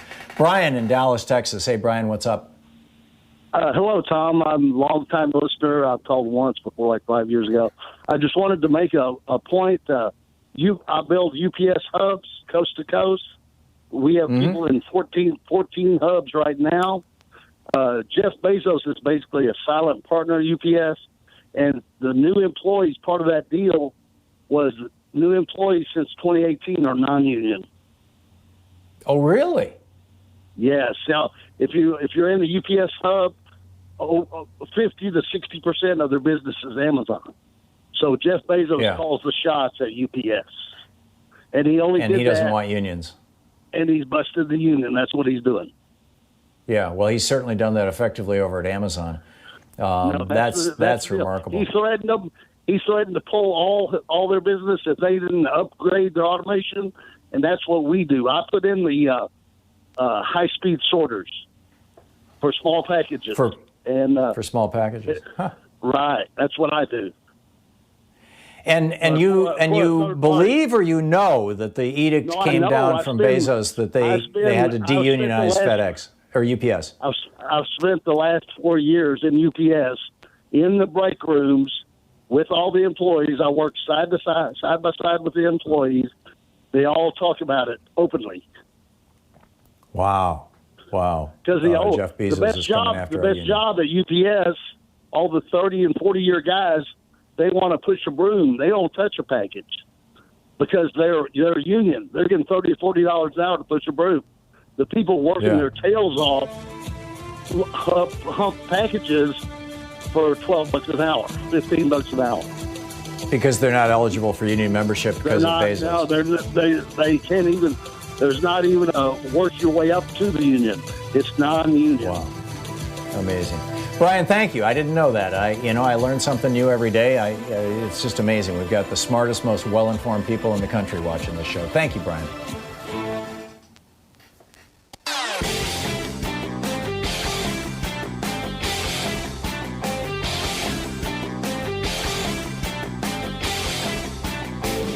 The hidden history of the war on voting tells how the GOP has been stealing elections for decades and will again this year unless we stop them. Hi, Thom Hartmann here. Hey, my new book is out, The Hidden History of Monopolies, How Big Business Destroyed the American Dream. We're having a coronavirus-safe book tour. I'll be at Powell's virtual bookstore event in conversation with David Corton, Tuesday, August 25th at 5 p.m. Pacific time. Go to powells.com and get your tickets for the live stream event. And on Friday, September 4th at 6 p.m. Pacific time, I'll be at a Town Hall Seattle virtual event, and you can get your tickets for that live stream event at townhallseattle.org. There are also links at thomhartmann.com. I'll be taking you from the birth of America through FDR to the Reagan Revolution and today. In the foreword of my book, Ralph Nader says, "This is the most important, dynamic book on the cancers of monopoly by giant corporations written in our generation," end quote. So be sure to go to thomhartmann.com and sign up for one of these 2 great virtual book signings. Powell's in Portland and Town Hall Seattle. Don't miss it and sign up now. Tag you're it.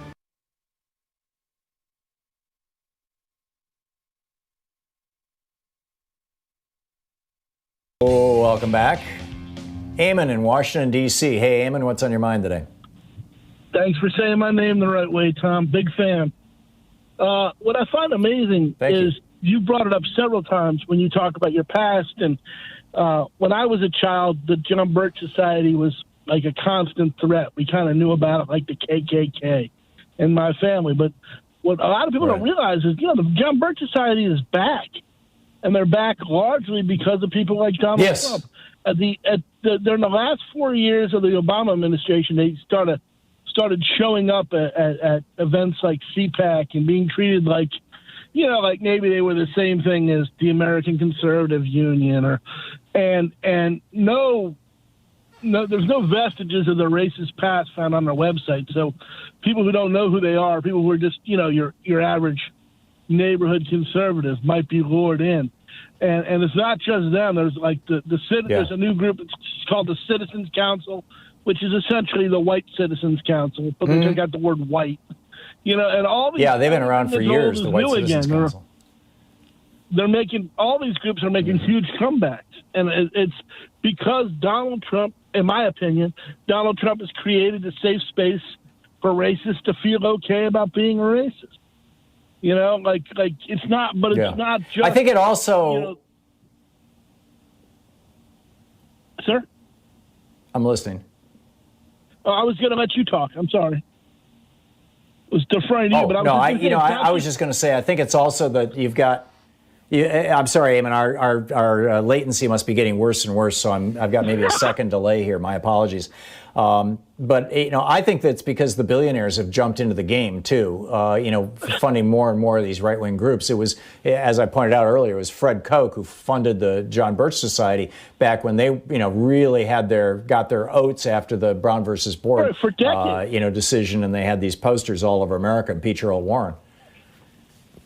Exactly. For decades, the Kochs were the only people that kept the John Birch Society alive, and I think that I had read someplace that by the late 80s they had a few hundred members, and now they're back and they're very big and their message really hasn't changed at all. I think it's probably a little less acerbic than it was in their heydays in the early 60s, but it's this soft racism and hard nationalism, and it's right at home in the Trump universe.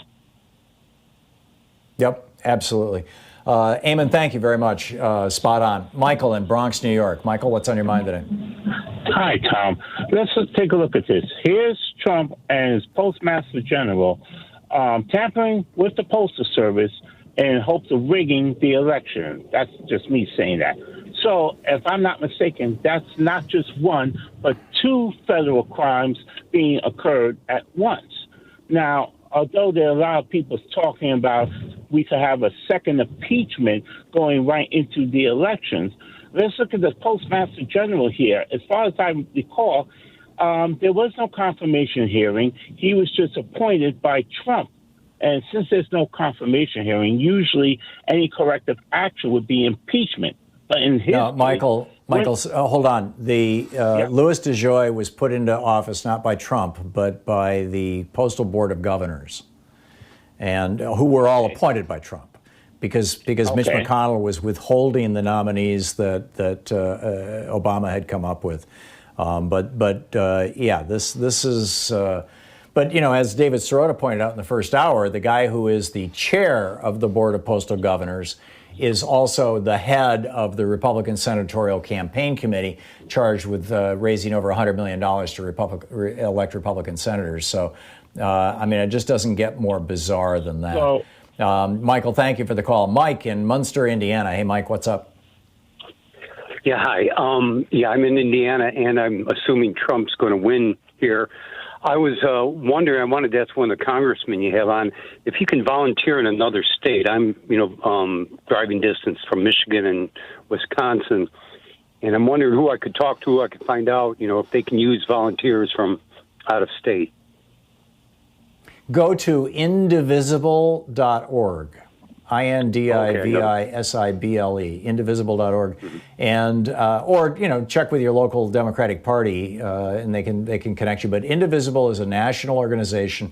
You don't even have to drive to another state. You can do phone banking. You can do a lot of stuff from home. You can do a lot of stuff online. There's just a whole spectrum of opportunity and stuff there. And Indivisible apparently is driving a movement to have demonstrations all across the nation at post offices across the country tomorrow. So you may want to check out indivisible.org right now and see if it's worth showing up at the post office in Munster, Indiana there, Mike. Mike, thanks a lot for the call, and good luck. Let us know how it works out. People calling and offering to volunteer is a good thing. That's a really good thing. I salute you, Mike. Thanks so much for being with us today. We'll be back tomorrow, same time, same place. In the meantime, don't forget democracy is not a spectator sport, especially now as our democracy literally hangs in the balance as a foreign-funded autocrat tries to run our country. So get out there, get active, tag You're It, and check out indivisible.org and see what's up with the post offices. We'll see you tomorrow. Have a great afternoon.